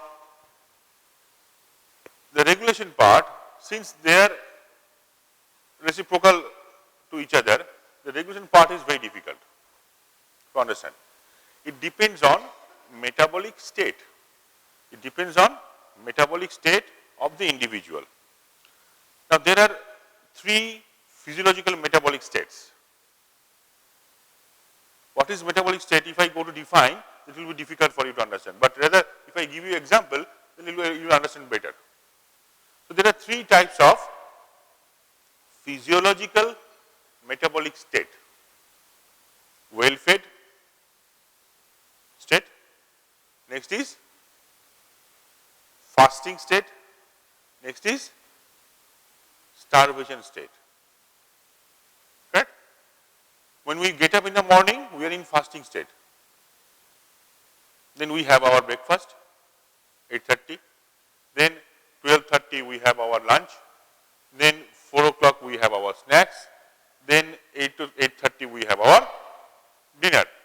So, from 8:30 to 8:30 in the night, we are in well-fed state, taking adequate amount of diet in regular interval. In regular interval, that is important. If you take morning 8 o'clock and evening 8 o'clock, then it is not well-fed state. Even if you take the same amount of calorie, doesn't matter. Fine? Then starvation.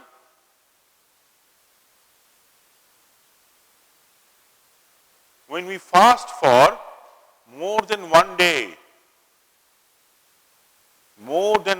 actually not before 48 hours, the changes which takes place during starvation does not appear before 48 hours of fasting. Means couple of days, 2 days. Sometimes if you find there are some like people who are staying in the hostel, they fall sick, they have fever, and there is no one to look after. Your roommate has to go for his work, you are alone, so you don't have enough energy to go out and fetch food and have it or go to canteen. So you starve and you stay inside. Okay. Then next day evening when your roommate comes back from his duty, suppose 24-hour duty he had in the ward, he comes back, he find you are smelling sweet. What is that? You are smelling sweet. What is that? You are exhaling ketone bodies due to starvation. So whenever a patient comes to you, you get the smell, you understand that patient is having diabetes mellitus. No. The patient who is visiting doctor, he is not starving. Where you have to visit, that patient is starving. Correct? Fine. So in both the cases, there will be production of ketone bodies. So you get a sweet smell. So that is called starvation. And there is another metabolic state, as I mentioned, which is pathological state. It's called diabetes mellitus. Okay. So 4 metabolic steps. First 3 are physiological, last one is pathological. So it depends on metabolic state and the types of hormones produced or present in our body, which pathway it will choose, production of glucose or breakdown of glucose. So what do you think? When we fast, then gluconeogenesis takes place. So which hormone will be predominant in our body during fasting? Glucagon. Insulin will be less, glucagon will be more. So glucagon will trigger phosphorylation Will trigger phosphorylation, and that phosphorylation will trigger which enzyme? Fructose 2,6-bisphosphatase, which will reduce the concentration of fructose 2,6-bisphosphate. In absence of that, PFK1 will not function, glycolysis will not take place. Then when this movement is off, then this movement can initiate the reverse movement, and that will help in gluconeogenesis. Otherwise, what will happen? The glucose produced by gluconeogenesis will be used by the liver itself by glycolysis. So, first it is important to cut the utilization of glucose pathway. Then only that glucose can build up, glucose concentration can build up high enough inside the hepatocyte, and that will come out of liver and come into bloodstream to serve other tissues. So, first thing is to cut off the utilization pathways of glucose from liver. One of the pathways is glycolysis, another pathway is glycogen synthesis. So, in presence of glucagon, in both these pathways are closed. So, now we have only pathway to produce glucose, and that glucose will accumulate in the liver cell, and free glucose can come out with the help of transporter of the liver cell, and it will be poured into bloodstream. Okay?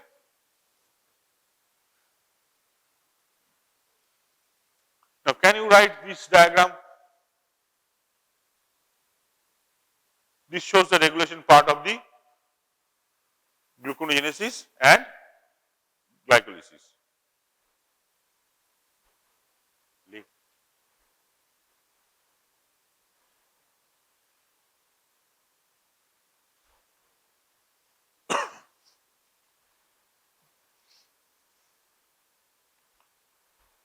So, why do you feel sleepy after taking rice?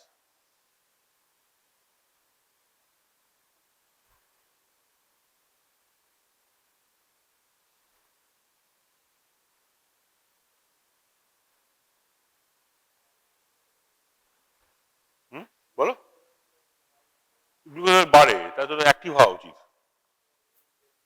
হ্যাঁ, brain active হওয়া উচিত, কিন্তু rice ভাত খেলে কি ঘুম পায় কেন? বেশি ভাত খেলে ঘুম পায়, তাই না? কেন?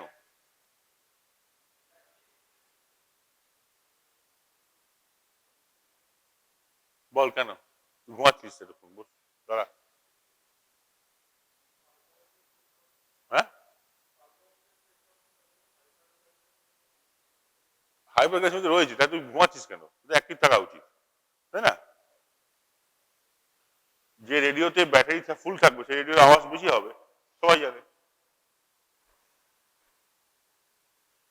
When there is more carbohydrate, there is less protein. So there is a transporter which transports more of glucogenic amino acids than aromatic amino acids. Non-veg যেগুলো থাকে, mostly the animal protein, they contain tryptophan, tyrosine, these amino acids. So they actually help us to remain alert. Whereas in presence of glucose, a lot of glucose, only glycine is transported. Only glycine is transported, and glycine is having sedentary activity, central inhibitory action on nervous system. So we feel comfortable and we feel sleepy. Okay, the glycine takes up the root of tryptophan, replaces the root of tryptophan, and then we feel comfortable and relaxed and blessed and enjoy a nice sleep. So what to do in order to keep the sleep away in the afternoon? Take as little as possible carbohydrate and take as much as possible protein.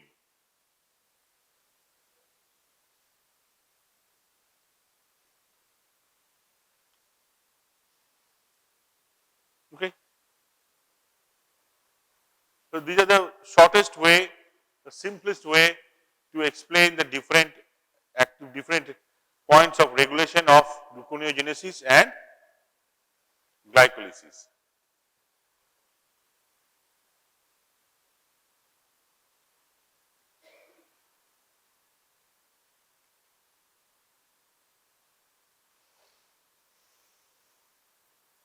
Write it down.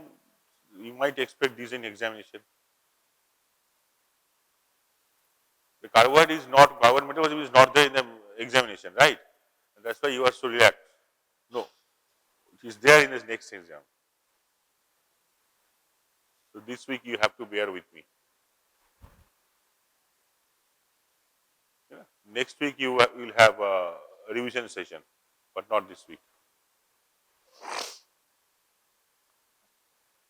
Fine.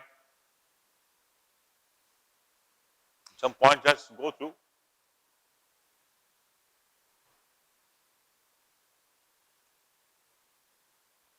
These are not asked, so don't worry about it. How citrate inhibits PFK1?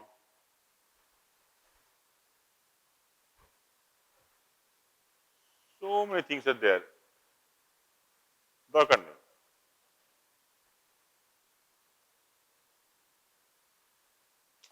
How hormones control the amount of activities of essential enzymes, changing the rate of transcription or regulating the degradation of mRNA.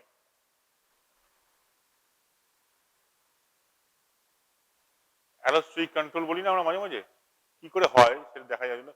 দুটোভাবে হয়, এক হতে পারে যে তার প্রোডাকশনটাকে বাড়ানো বা কমানো ট্রান্সক্রিপশনের, আর দু নম্বর হচ্ছে যে এনজাইম তৈরি হয়েছে তার যে হাফ লাইফ সেটাকে বাড়িয়ে দেওয়া বা কমিয়ে দেওয়া, ঠিক আছে, তার ডিগ্রেডেশন প্রসেসটাকে বাড়িয়ে দেওয়া বা কমিয়ে দেওয়া, এইভাবে হরমোনস হেল্প করে। তাহলে আমি যদি বলি এই যে ফসফোরাইলেশন করে একটাকে অ্যাক্টিভ করছে একটাকে ডিঅ্যাক্টিভ করছে, এটা হচ্ছে একটা কি covalent modification.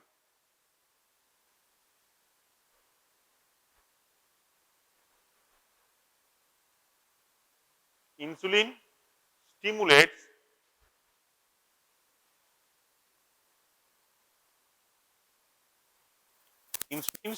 these three enzymes: PFK1, PFK2 and pyruvate kinase.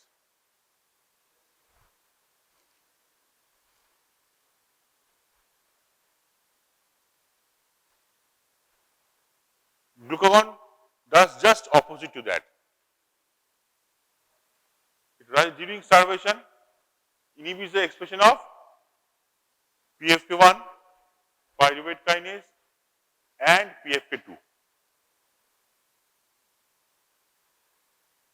Okay.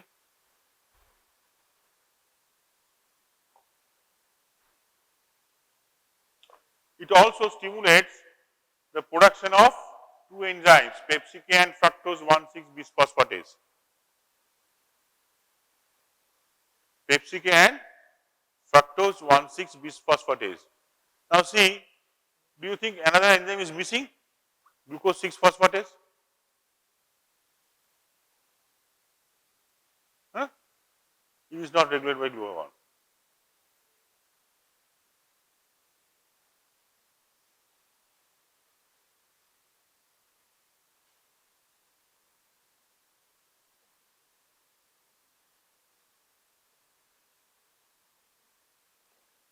Cori cycle, a brief description of Cori cycle. What is Cori cycle if I ask you?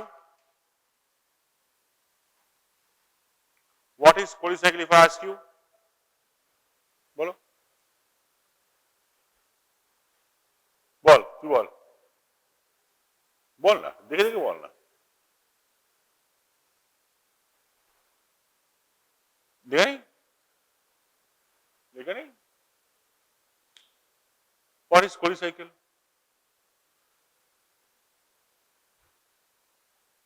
Cori cycle operates between muscle and liver. Cori cycle operates between exercising muscle and liver. Cori cycle operates between any muscle and liver. Huh? Kunta? Which one is correct? Huh? Which one is correct? Cori cycle occurs between skeletal muscle and liver. Cori cycle occurs between exercising muscle and liver. Cori cycle occurs between any muscle and liver. Which one is correct? Exercising muscle and liver. When we are sleeping, Cori cycle will not operate. Correct? Then another cycle will operate. What is that? Alanine cycle. Okay? So whenever you describe Cori cycle, don't forget to mention this word exercise. Yeah? Cori cycle operates between exercising muscle. When you are climbing, when you are running for a long distance, Cori cycle will operate because muscle is generating more and more lactic acid, and that lactic acid will come back to liver and then convert it back to glucose, and glucose is again transported to muscle.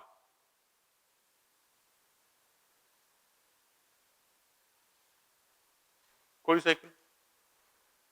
Muscle, glucose broken down to pyruvate, pyruvate to lactate, lactate then through blood is transported to liver, to pyruvate, to glucose, and again through blood it reaches muscle. The Cori cycle costs around 6 ATPs. Liver, for every 2 phosphates made are available in the muscle. So net cost is 4 ATPs loss. This is futile cycle, but it operates. Why? Why? To provide energy, fuel molecule to muscle. Why? When we are running, we are not eating. Correct?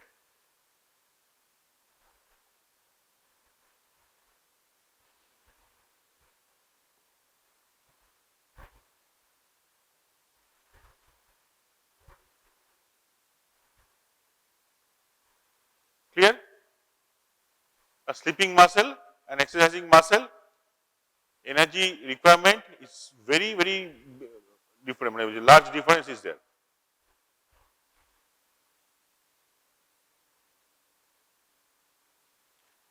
Now, the equivalent of the Cori cycle also occurs during cancer. Related to cancer biology, this work has been done, say around 40 years or more back. There are some works that it increases the blood vessel development, not keep pace with the growth of solid tumor, decrease in O2. So while the tumor leads to activation of signal process that result in shift to anaerobic metabolism. মানে হচ্ছে দেখা গেছে যে cancer producing টিস্যুর মধ্যে গ্লাইকোলাইটিক enzymes গুলোর content বেড়ে যায়, মানে গ্লাইকোলিসিস বেশি হয়। তাহলে সেটা তখন মনে করা হতো সেই সময় যে can be used as a marker or pre marker for cancer, তাই না? যে we can predict this individual is going to have cancer by just measuring their enzymes of glycolysis. Because in order to survive, the tissue must increase in size, the cancer tissue. So it will require huge amount of energy, and that energy will be produced from breakdown of glucose. Now, what is the first sign is seen in the cancer patient? If you see the loss of weight, the patient will come and complain that he is eating so much, but he is still becoming thinner and thinner day by day. First thing should strike diabetes mellitus or correct, then you can go for further investigation. So losing weight rapidly can be a cause of cancer too.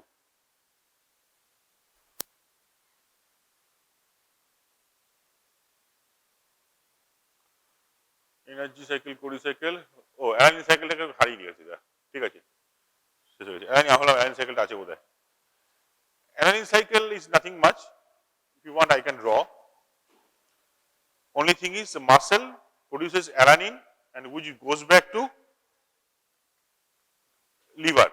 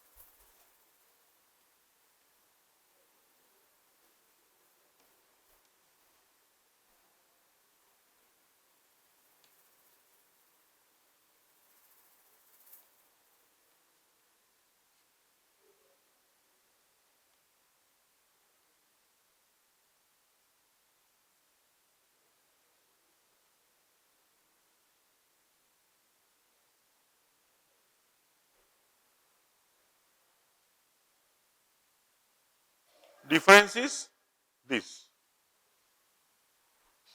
When we are sleeping or in the starvation condition, muscle is not exercising, the muscle protein is broken down to provide energy.